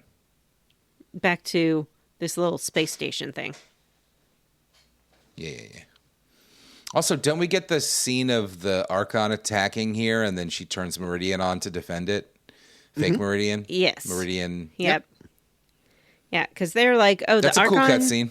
Yeah, they're like, the Archon doesn't know that this isn't the real Meridian, so we can go there, we can turn it on, and, like, figure out where real Meridian is with our calculations, and activate the whole vault system, and terraform everything, and everything's going to be great. So they go down there, they reach the central control, and finally, with the probes and all of the information they've gathered, figure out where real Meridian is. And then, hey, you remember, like, last time we were on the Archon ship and the Archon put something into Ryder, and Sam was like, oh, there's something in there. Memories. But we'll deal with that later, I guess. You never did deal with that, and as it turns out, that's a mistake, because once we have revealed Meridian, that thing activates and the Archon's like, ho, ho, ho. I wanted you to do this the whole time because I've been tracking you with this little implant.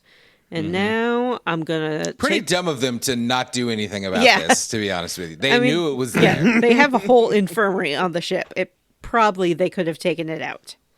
But they didn't. And so then this little implant thing turns off Sam in Ryder, and she's stumbling around and basically dying and struggling to reach the exit, and all is lost. We fade away to black, and then what time is it, gentlemen? Time to walk very slowly. Oh my God. Why do these Mass Effect games love these slow walks? Hey, guess what? You don't get to run anymore, and your walk is way slow. Stumble through something. Yeah. Every one of these games does this. It is slow walk time, and after that, it's twin time. Twins?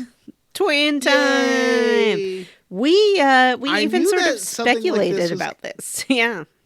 Yeah, there had to be something. There had to be a reason for this twin. I thought that it was going Chekhov's to twin, take all your skills like that you learned with Sam and then inject them into Scott. I was like, oh, that would be... maybe your first choice would die at this point and you'd have to switch to the twin. That would be interesting. Kind of. Yeah. Well, you said you hate it when games do that, though. I do, but it's a little different. I think it would be a little different in this case, you know? Mm-hmm. I would be mad. Like, I did sink a lot of time into Sarah Ryder and her relationships. Yeah. Johnny, as I recall, when you made these characters, you made Scott Ryder look just like Matt. Is that correct? No. I made him look Jim like did me. That. Oh, you're right. Jim made it look like a Matt. I'm sure it wasn't offensive at all. It looked just like you. I made. He didn't make the I made a fattest Johnny slob he Rider. could make, I'm sure. Let's So, see if I can yeah. upload a How Johnny did it Rider. feel to be in Johnny Ryder's body? Good, except that he was level 1 and just had like a pistol. A pistol. But Yeah. he only has to like kill a couple of guys. Yeah, so the it's basic fine. kit, but it still takes like 30 fucking shots to kill him. It's so annoying. Yeah, he's on the Hyperion, and he, of course, has a SAM implant as well. And Sam's like, hey, listen, your twin SAM is plant. in trouble. Stumble around with your little pea shooter pistol and get to the SAM node and reactivate me so I can go back into Sarah. But the Ket have boarded the Hyperion because the Archon has decided to go get the twin and use the twin to activate Meridian. Because the twin has the same implant and can interact with the remnant technology. So we I go hope there. he's okay. Yeah. We're there as the twin. We fight our way through. I ran into the captain of the ship who sort of helped fight the cat and sent us down a Yes, side hallway. Captain Dunn, right? Mm-hmm. That's a name. Listeners, put a pin in that name in your mind because it's going to be wildly important later. I always For good mix up reason. Captain Dunn and Captain Addison. I mix those two up. General Addison? Two women. No, I guess it was Captain Addison, wasn't it? I think so. So then he basically just stumbles into Sam node, and Sam's like, activate me, and he does, just as the Ket show up to apprehend him. And that's the end of Twin Time. Yeah, I was kind of hoping for more twin time because I like the idea of like maybe he shares everything and that'd be pretty fun. But still, it was neat to play as the other one. I feel like I want to do a playthrough just as a boy next time, as boy AE Rider. Boy Rider. I put Virtual Johnny into the group chat. Let's have a look. Let's all look at Virtual Johnny. Oh yeah, he looks just like Johnny.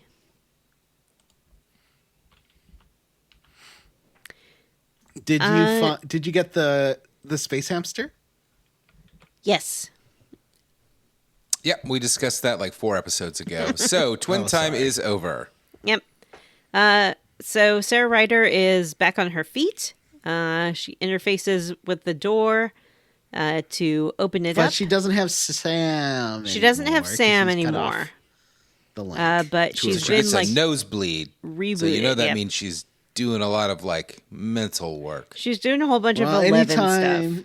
That's what happens to me when I do my taxes. Am I right? Ha ha! Hey.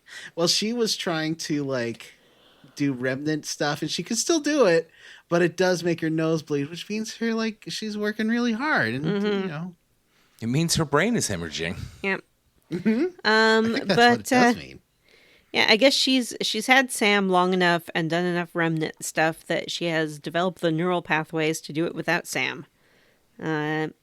So she Yep, that makes perfect scientific sense. Yep. The Ket are closing in, but then she's like, I know what to do. I'll use my magic. And she uses magic to activate all of the remnant little ships and things like that were sleeping in this city. And they start fighting the Ket. And then she's like, well, we have to save my brother and the Hyperion. So let's get in the Tempest. And we're just going to fly this whole city to Meridian and activate Meridian, as was the plan the whole time. Yay! And they do. And we finally get to see what Meridian actually is, and it is a whole ass artificial planet that is inverted. Inside Out planet. It's an inside out. It's Halo. Yeah. It's inside It's out. Halo. It's a Halo kind It's of. a Halo knockoff. Yeah. It's like a Dyson sphere, except it doesn't have a sun inside. When right. we got inside and I saw it was a new like planet inside planet, I was like, I swear to God, if this is a whole fucking planet with a bunch of missions and shit, I'm getting done. I'm out. But it's not. We just we chase the Hyperion, and all of our friends and allies that we've made in the game show up to help us with this fox fight. And the Hyperion is shot and crashes itself into the planet. And we're like, oh my god, we have to like go there and get the Archon.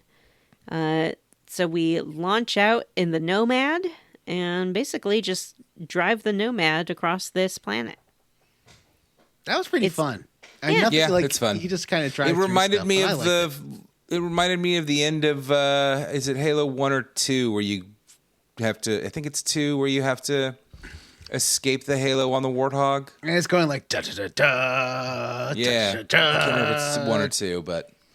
Yeah. It reminded me of that, like, which is a weird way to end this game, to be like, hey, remember Halo? Yeah. Like, yeah, that game you didn't make? I do remember it. It was better than this. Nomad doesn't shoot or anything, so we just drive, and basically we keep getting audio snippets of all of our allies, so it's like, oh no, the Ket are closing in, and then it's like, oh, here come the colonists, here come the Krogan, Yay! here come everyone else to Captain help Dunn. us.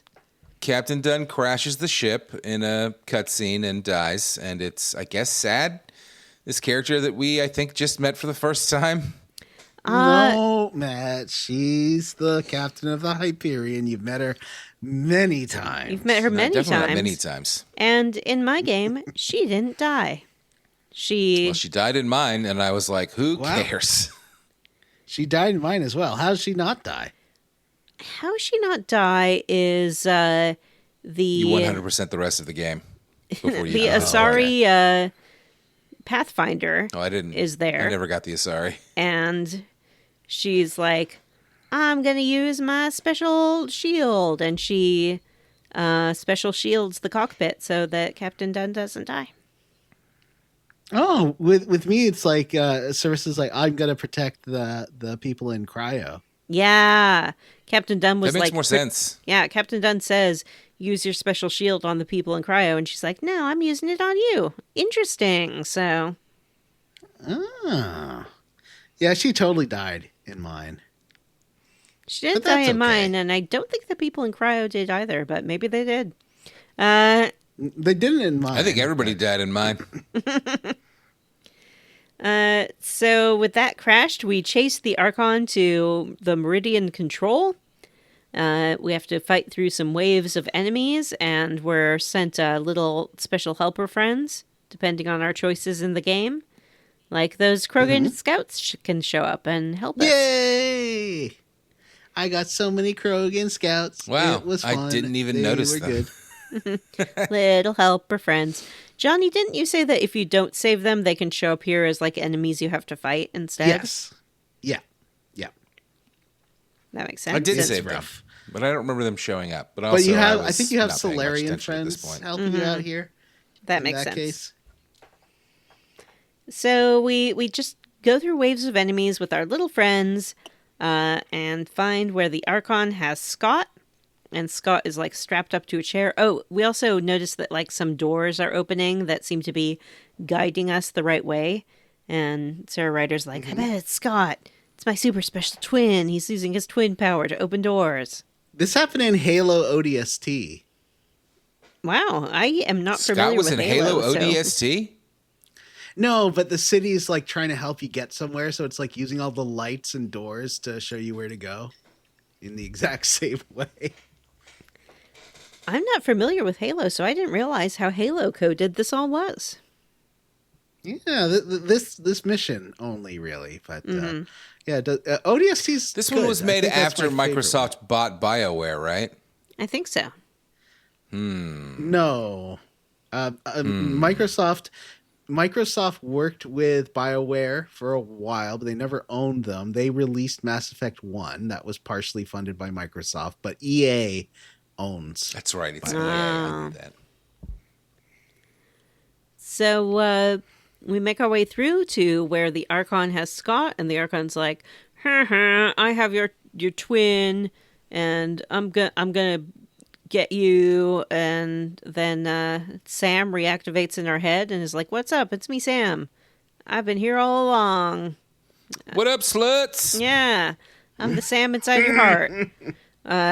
And Sam says, okay, what we have to do is Kiss? activate these 3 consoles that your brother is going Why to... doesn't this game let you romance Sam? It should. He should make a little I body agree. like Edie does in the original trilogy. And also, that evil AI that went to live with Sam, nothing ever really happened with that. She just lives there and is sassy sometimes. Yeah. So Scott uses what's left of his free will to expose some consoles, and we do our favorite thing in this game, which is stand next to the consoles while Sam hacks them while we fight off some Which enemies. is like Destiny, which is a totally different game than Halo, although it's made by the same people. Meanwhile, the Archon has plugged himself into Meridian and is riding around on some long cables, and he also has an architect in there that will shoot at you and summon more And it kind of enemies. turns into a pterodactyl, like a sort of, except without wings, but like kind of got this long beak that opens and closes and like That's shoots what the architects stuff look at like. you. Yeah, that's what the Oh, is that what that is? architect Oh, it's an look like. architect. Yeah. Oh, okay. So I thought we would have to totally fight this architect, but we don't really. We just have to activate the consoles, and then we Then do a clear little out bit of the architect remaining- fighting, and it runs away, and then I'm like, okay, time for a big fight with the Archon, and the big fight with the Archon is you walk up to him, and you've overloaded his connection with Meridian, so he just falls down and dies. The end. There's It's no... not anticlimactic at all. Yeah. Where is my big Terminator baby? That's how I Yeah. know a Mass Effect game is ending. Yeah, I mean, I guess there was the architect, but we've seen them several times already in the game, so We've it didn't beaten feel them several special. times, Yeah. so it doesn't feel like a... I mean, it's a threat, but it doesn't feel like much of a threat. Like, oh, one Yeah. of these again. But we And then didn't this- even have to, And here's Dr. Octopus. Yeah. We Fucking- didn't even have to shoot his Dr. Octopus arms or anything. We just turn on the 3 consoles, and then he's like, oh no, I have too much data in my head. Fall down and Gee die. whiz. Yeah. And then Scott's like, hey, you saved me, sis. I love you so much. The end. Except it's not, because we get our That's very what- special epilogue. Yeah. There's that cutscene that plays over the credits where it's like, uh-oh, the cat sword guy is still alive and looks real pissed off at the camera. Yep. And there's also so we get that, and then we get an epilogue where we can walk around and talk to Scott and all of our friends. Yeah, we all did that, And right? this is of Vanessa's favorite thing in video games, which is walking down the hallway where people tell you how amazing you are. Vanessa, how I- did this make you feel? Love it. It made me feel great. I loved it. I exhausted all the dialogue with everyone. First, you get Oh my to talk God. to Scott. You get to talk about I got how... to this. I'm just going to say for the listeners, I got to this point post credit and messaged Vanessa and said, I don't have to do this, right? She said no. So I didn't. Yep. I had fun with this game, but I'm not doing this. You talk to Scott. He talks about your special sibling bond and about your father. And then Sam's Ooh, like... did you romance Scott? Is that Yeah, what you're I trying totally to say? romanced Scott on my dad's bed because he's in He brought you some Folgers. dad's old room.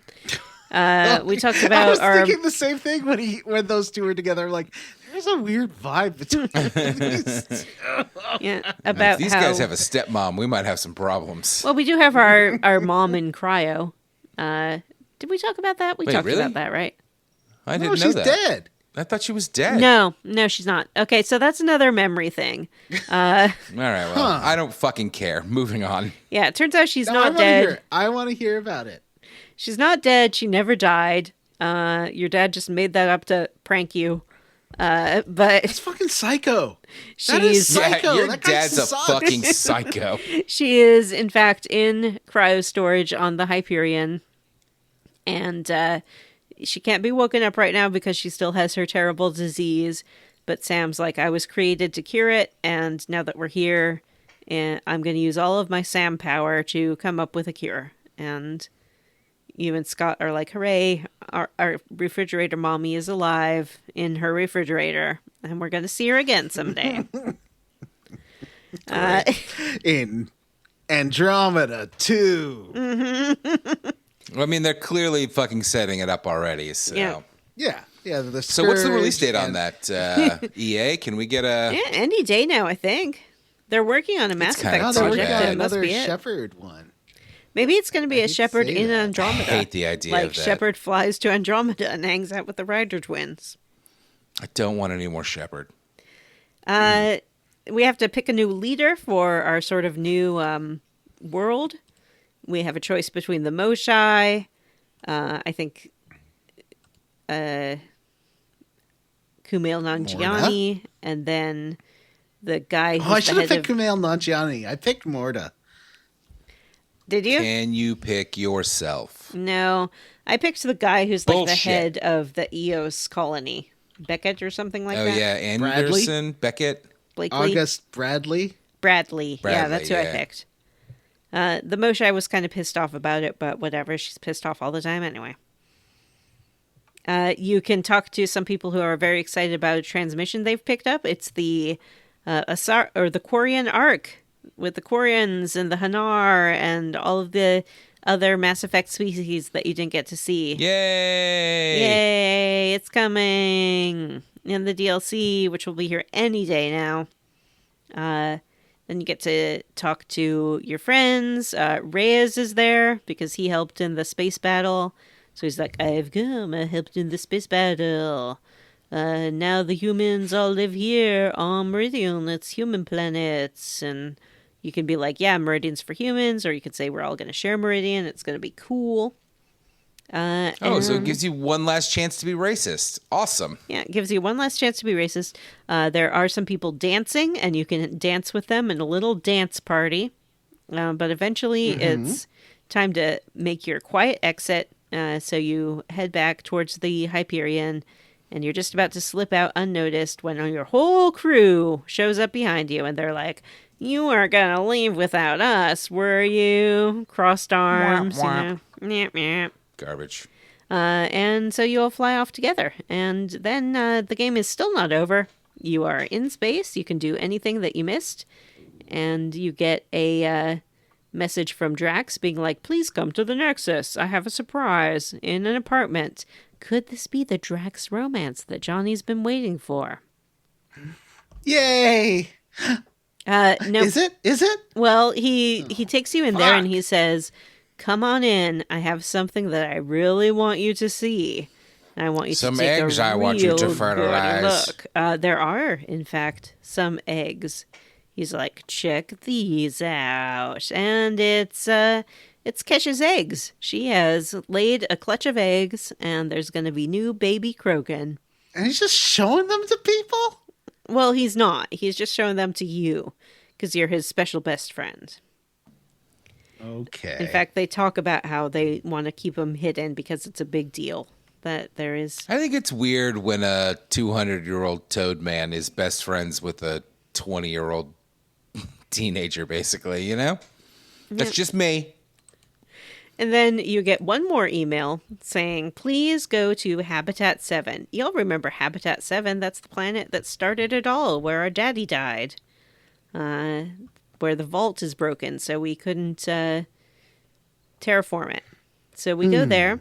I didn't get this. Yeah, this is happens when you have 100% viability on every planet.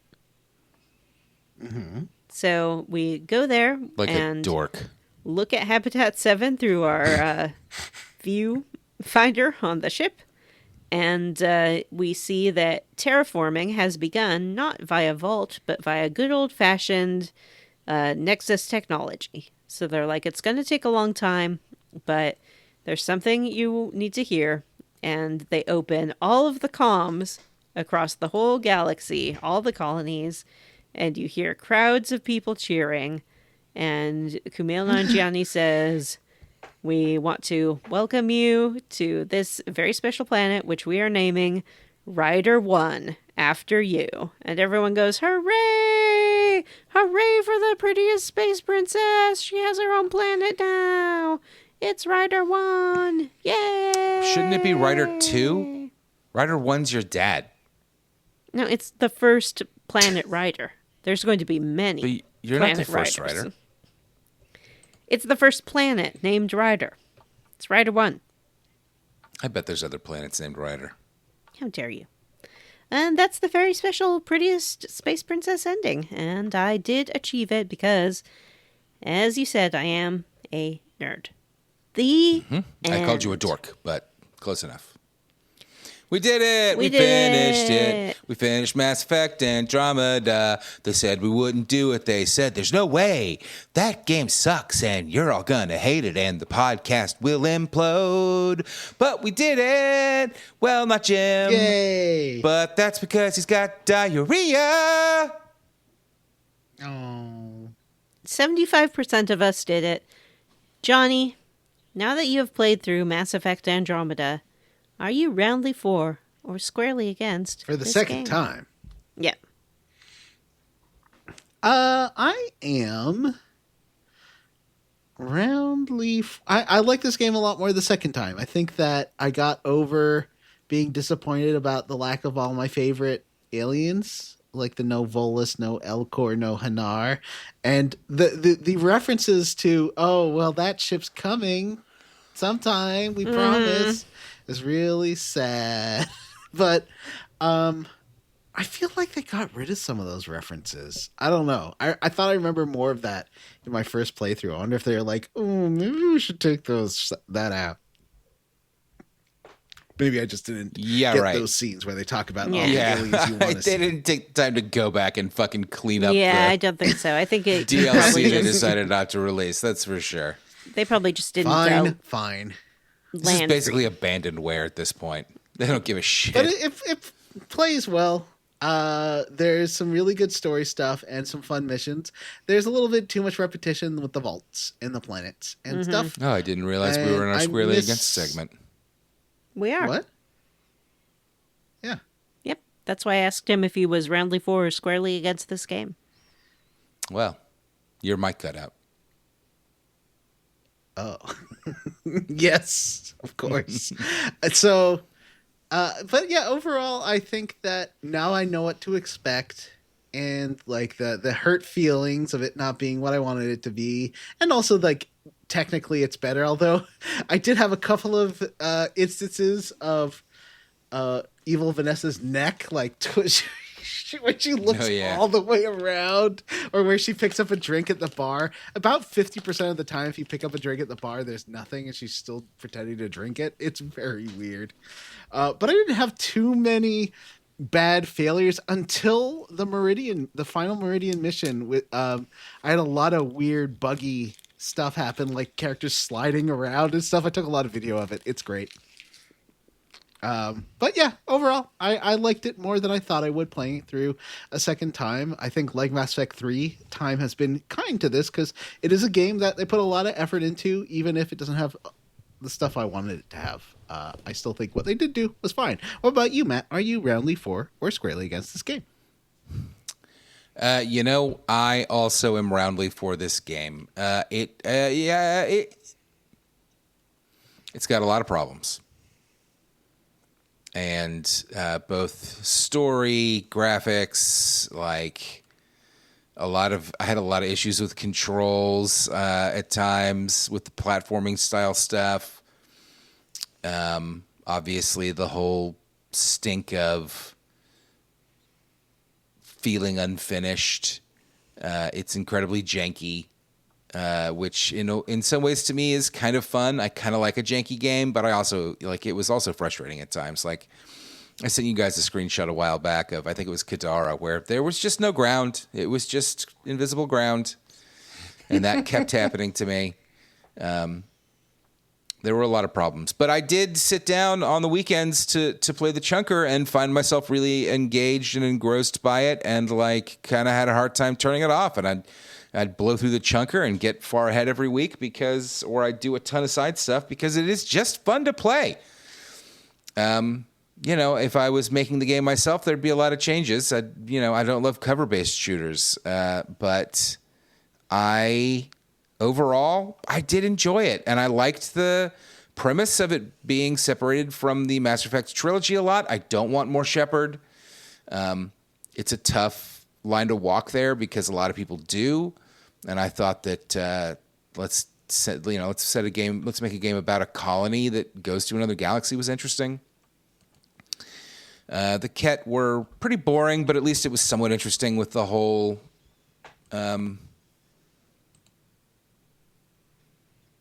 assimilation aspect. And overall, the game was fun. I didn't, particularly as we get further into it, I didn't feel the need to do as much of the side stuff because, it also had, and this is, a lot of games have the same problem of like, all the stuff you find feels pretty worthless. It doesn't feel like it's worth the exploration. But, and I didn't care for a lot of the characters. It's all complaints for me, but overall, roundly 4. I liked the game, and I'm glad we played it. What about you, Vanessa? Well, I did choose this game for BioWare, and I'm glad I did. I do think it's a fun game to play. And like Johnny, I had fun playing it this time because I sort of knew that some of the things I had hoped for coming off of Mass Effect 3 weren't present in this game, and that it was different. I liked Sarah Ryder a lot more this time. I think the first time I was missing Shepard a lot and missed the sort of Paragon Renegade system. And this time I was just like, I really leaned more into role-playing just a young woman who's like 20 years old and doesn't know what she's doing. And I made her a lot more emotional and kind of funny rather than trying to be professional and Paragon-y. And that worked for me. I liked the romance with Jaal well enough. He's a sweet guy at the end of the day. And all of the characters were pretty good. I didn't fall in love with them the way I did with some of the Mass Effect 2 characters, but that's such a high bar to kind of match. But I found that actually mixing up my party and listening to their party banter while I drove around made me fonder of a lot of them. I did like Drax. I liked PB. Vetra, Liam, and Cora. I can probably take or leave, but I warmed up to them a little bit more this time. Boy, the minute you could get Cora out of your party, I never put her back in once. Yeah, I never really felt like she got deeper than military lady. And that was a shame. I used her a lot just because I think she's the best combat person in the game. Maybe Drac, but she's really good. So yeah, I'm roundly for this game. I think that if you liked the Mass Effect series and bounced off this when you first tried to play it or never tried to play it at all because of the poor reviews, give it a shot. You could get it pretty cheaply these days, and it's just fun to play. It's fun to jump around, it's fun to shoot, the combat's fun, even the driving is fun, and I usually don't like driving in games, but this one's fine. We did it! Another game for the books. That's our 78th game complete. We have stomped through it. I wonder if we'll hit 100. That would be amazing. Probably. We will. I think we can do it. 10 more years. What are we going to do next time? We're done playing Andromeda. That's not very good at math. We're just going to, dick around next time? No, we're going to play more Myrtle. Legend of Zelda Link's Awakening, which we announced the other day. But that's fine. We are going to play it. And Vanessa, you can play the Game Boy version. You can play the Game Boy Color version. You can play the Switch Online, Nintendo Switch Online Plus Pass version. Or you can play the Switch version. I probably would recommend the Switch version because there's a weird thing, a control issue, if you're playing the NSO version, where it's like to save, press all the buttons together at once, but it's really hard to do when it's not an original Game Boy. Like But I you can't can figure out also how to just go into save. the menu and save state it. Yeah, you can do that, but it's just weird that you can't save. I don't like it. But you can create I save don't. states. Like. However, Listen, you guys play what you want, but I don't know why you wouldn't play the remake. It's gorgeous. yeah, I would play the remake. It's really pretty. The music, what I like about the music is there's a combination of orchestral with like little chippy tune versions as well, and like it mixes those in, and sometimes you hear a little bit of chippy tune as well as the orchestra. I really like that, and it looks so pretty, and it looks All like right. a Rankin Bass thing. Anyway, so you're playing that. Do 3 dungeons. Hang on. The key dungeon is the last one. Think of a key party, except Link's invited. Except not this child version. It's like an adult. No, this is a child. This, I think, is maybe not canon sequel to Link to the Past. I believe this is supposed to be Link to the Past Link.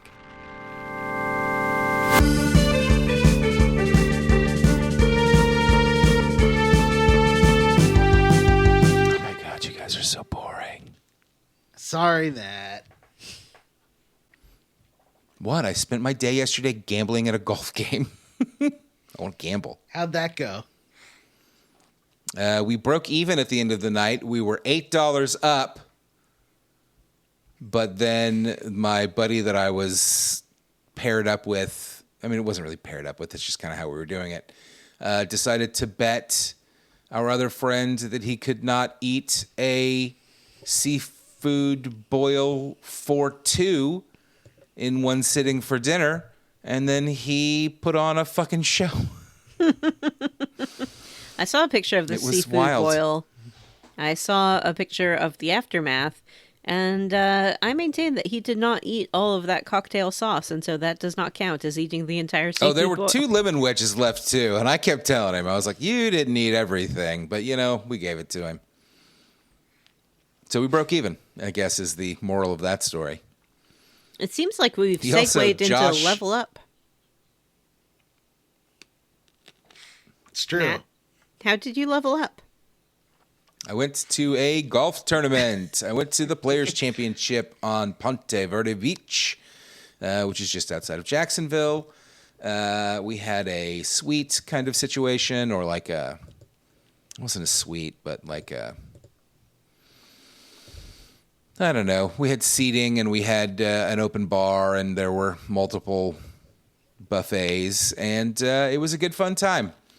We got to see some good golf.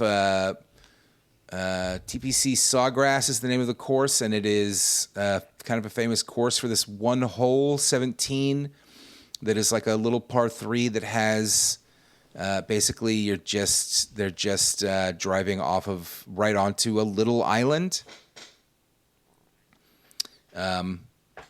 And the seating was set up around that, and we got to watch that hole all day, and it was actually really fun.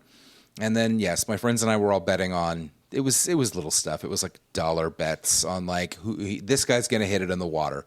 This guy's going to hit it on the green. This guy's going to throw his club. Hey, sports betting is America's pastime now. Like, DraftKings is the biggest company in the world, if you believe Yeah. ads on vloggers. So there's no shame in sports betting. Well, we never actually exchanged money, but it was fun, and I had a good time, and we had some good meals, and went out to like a nice seafood restaurant afterwards on the beach. I had a lot of fun. I also read a couple of books, and Jim's not here to talk with him about, and John and Vanessa don't give a shit. But I did read Black River Orchard by Chuck Wendig, which was a really great horror novel about an evil apple. Yep, evil apple tree. It was about an evil apple tree, and it kept getting fucking weirder. You know what I mean? Like that was why it was fun. Is that it was like I got about halfway through the book, and I was like, okay, like I get it. Like it makes him crazy. Like it makes him like this. Like all right, I get it. And it just kept getting fucking weirder. I really enjoyed it. That was the first Chuck Wendig book I had read, and I definitely am going to be reading more of his stuff. It was fun. And I read a book called The Chill by Scott Carson. I last year went nuts over Scott Carson's Lost Man's Lane and recommended it to our listeners. the thing that really struck me about that book was the setting was in 1999, and it was like a real nostalgia fest. And this new one, The Chill, was not. But it was still like a really well-written thriller. I wouldn't call it a horror novel at all. Like, it's just a thriller. Like, there's spooky stuff going on, but it almost feels like that's kind of largely in the background to like this flooding reservoir and dam that the book is set in and around the Chilliwackee. I don't know if it's real. I assume not. And like, you know, Jim and I talked about this with The Fisherman. It's kind of about like a town that got torn up and everybody got kicked out so that they could build this reservoir. And, you know, the ghosts that haunt it, basically. But it was great. I really enjoyed it. I tore through it in like 2 days. It was ridiculous. I liked it a lot. And then I started a third book. That's right. It's all books today. Called King's Sorrow. And that is by Joe Hill. That's his newest book. And that is Stephen King's son, Joseph Hillstrom King is his name. Which, by the way, Stephen King named his son Joe King. Come on, Stephen. Come on. And I am only about a quarter of the way through it, but I really like it. I think I could be totally off base here, but so far what I kind of feel like it is like it's like a horror premise of this group of college students that like summon a demon basically to kill somebody that is ruining one of their lives.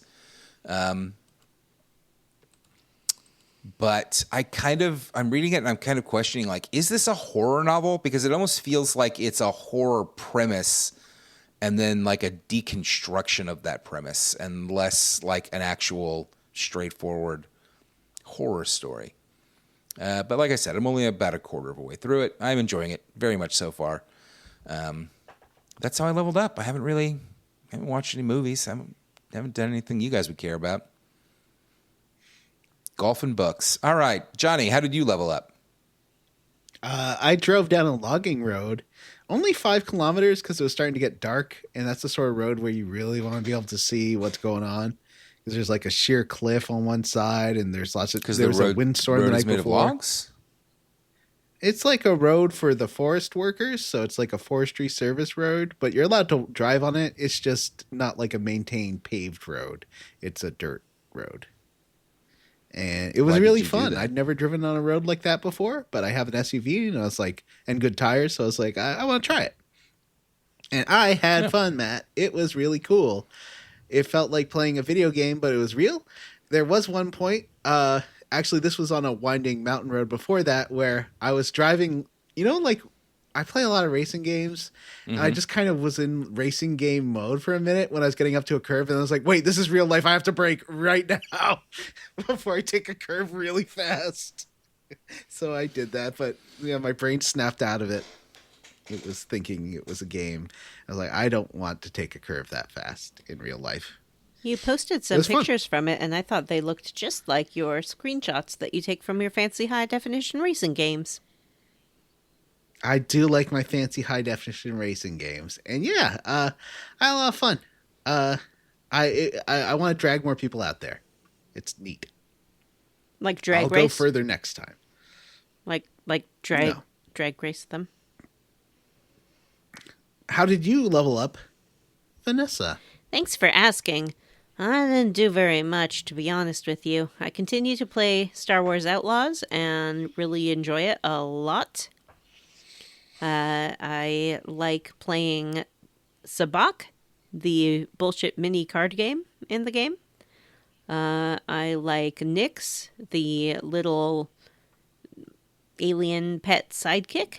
And my cats really like Nyx. They get up right against the TV screen when they see him and try to press their little cat noses against it and get Nyx in their little mouths. But they can't because he's just pixels. And I watched the Del Toro Frankenstein, and I didn't like it very much, despite Oscar Isaac being handsome in vests. I think that for my taste, it was just a little bit long. It was beautiful, but I felt like the plot didn't quite advance in in the ways that I wanted it to, and they also made some significant literary changes from the book, which everyone does when they tell the Frankenstein story, but I kind of hoped starting out, I'm like, maybe this time they're like just actually going to tell the Frankenstein story, but they didn't. Mm-hmm. I heard it was kind of like a Baz Luhrmann film. It almost. was, yeah. It was more sort of just like visually fantastical and very felt rich to watch, like a dense dark chocolate. I think I might watch that with friends because I think that might be the kind of movie I get something out of because I love very visually compelling movies. I definitely got something out of it. And again, it probably suffered from me watching it at home rather than in a theater. But it could have used an edit, I think. I leveled down by my oven being broken. It's been broken for, like a week, maybe a little bit over a week. The stovetop works, so I'm able to, I made some steak and potatoes for dinner tonight, but I haven't been able to bake anything, and I like baking rather than cooking on the stovetop because I can set it and forget it. By forget it, I mean put it in until the timer goes off, and do not forget it because you shouldn't forget things in the oven. That's very dangerous. Hung out with my cats. Let's see. I think I've talked about everything I did. I don't think you're allowed to use hung out with your cats as a level up. I think I am because it's the most awesome thing I do. They're amazing. Rupert's getting a lot better at fetching. Luca is so sweet. He loves to lick Rupert on the head and take good care of him. He likes to cuddle. He does really well being quiet and non-intrusive in the night. Rupert, less so. He really likes to mess with the blinds, but what I did is I peeled a lemon and I stuck the lemon rind sort of along the edge of the blinds. And then I also, and this is dangerous, so you have to be really careful, I got some blood orange essential oil and soaked it on some paper towel. You cannot let your pets have contact with essential oils, but because I don't want him to mess with the blinds, I put it behind the blinds where he can't reach it, but he can smell a little bit of it, and that is enough to keep him from wanting to mess with the blinds, and I've slept a lot better since I did that. So I really have a lot of faith in his ability to learn to be a good cat, and he's fuzzy and adorable. And, yep, that's it. That's it. Oh, I also tried to watch this new Young Sherlock show by Guy Madonna. What's his name? Guy Ritchie. Guy Ritchie.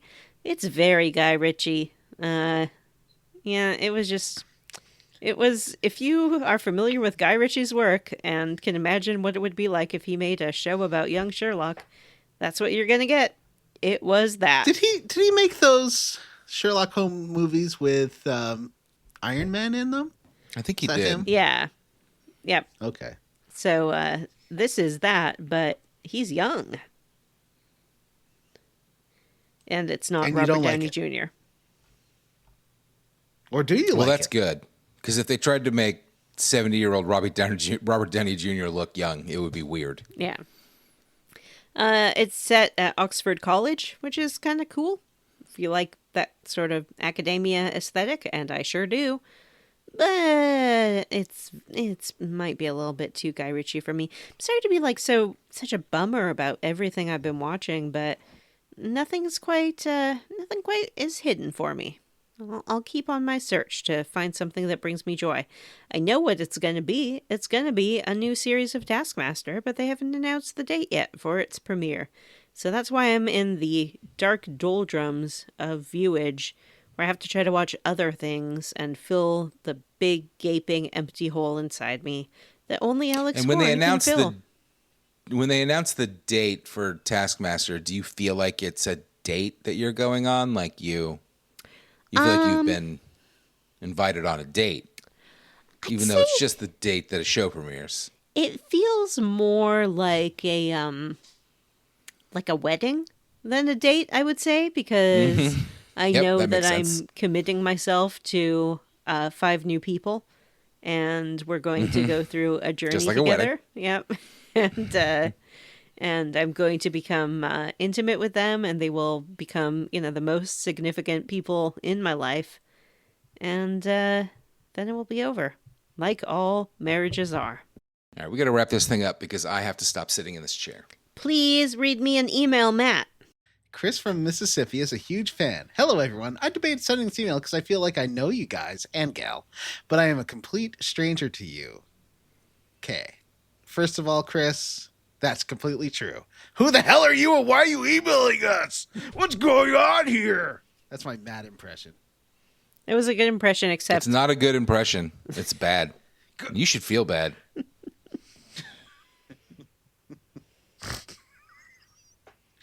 I discovered your podcast about a year ago and cannot stop listening.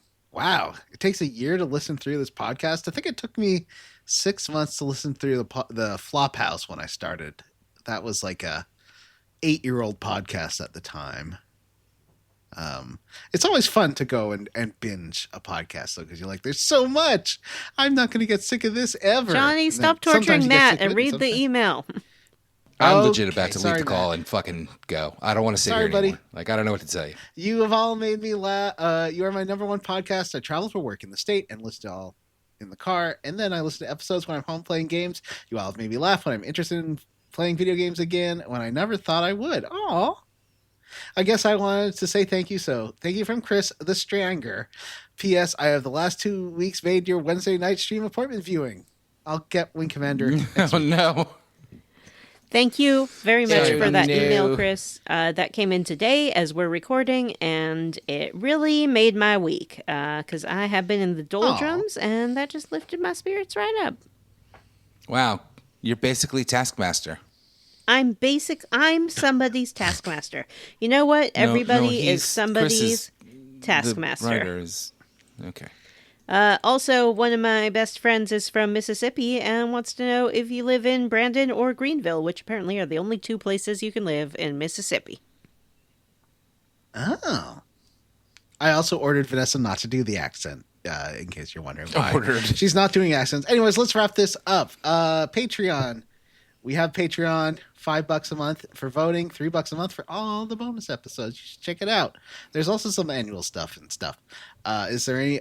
We also like to thank people. Let's thank some people. Matt, why don't you thank people?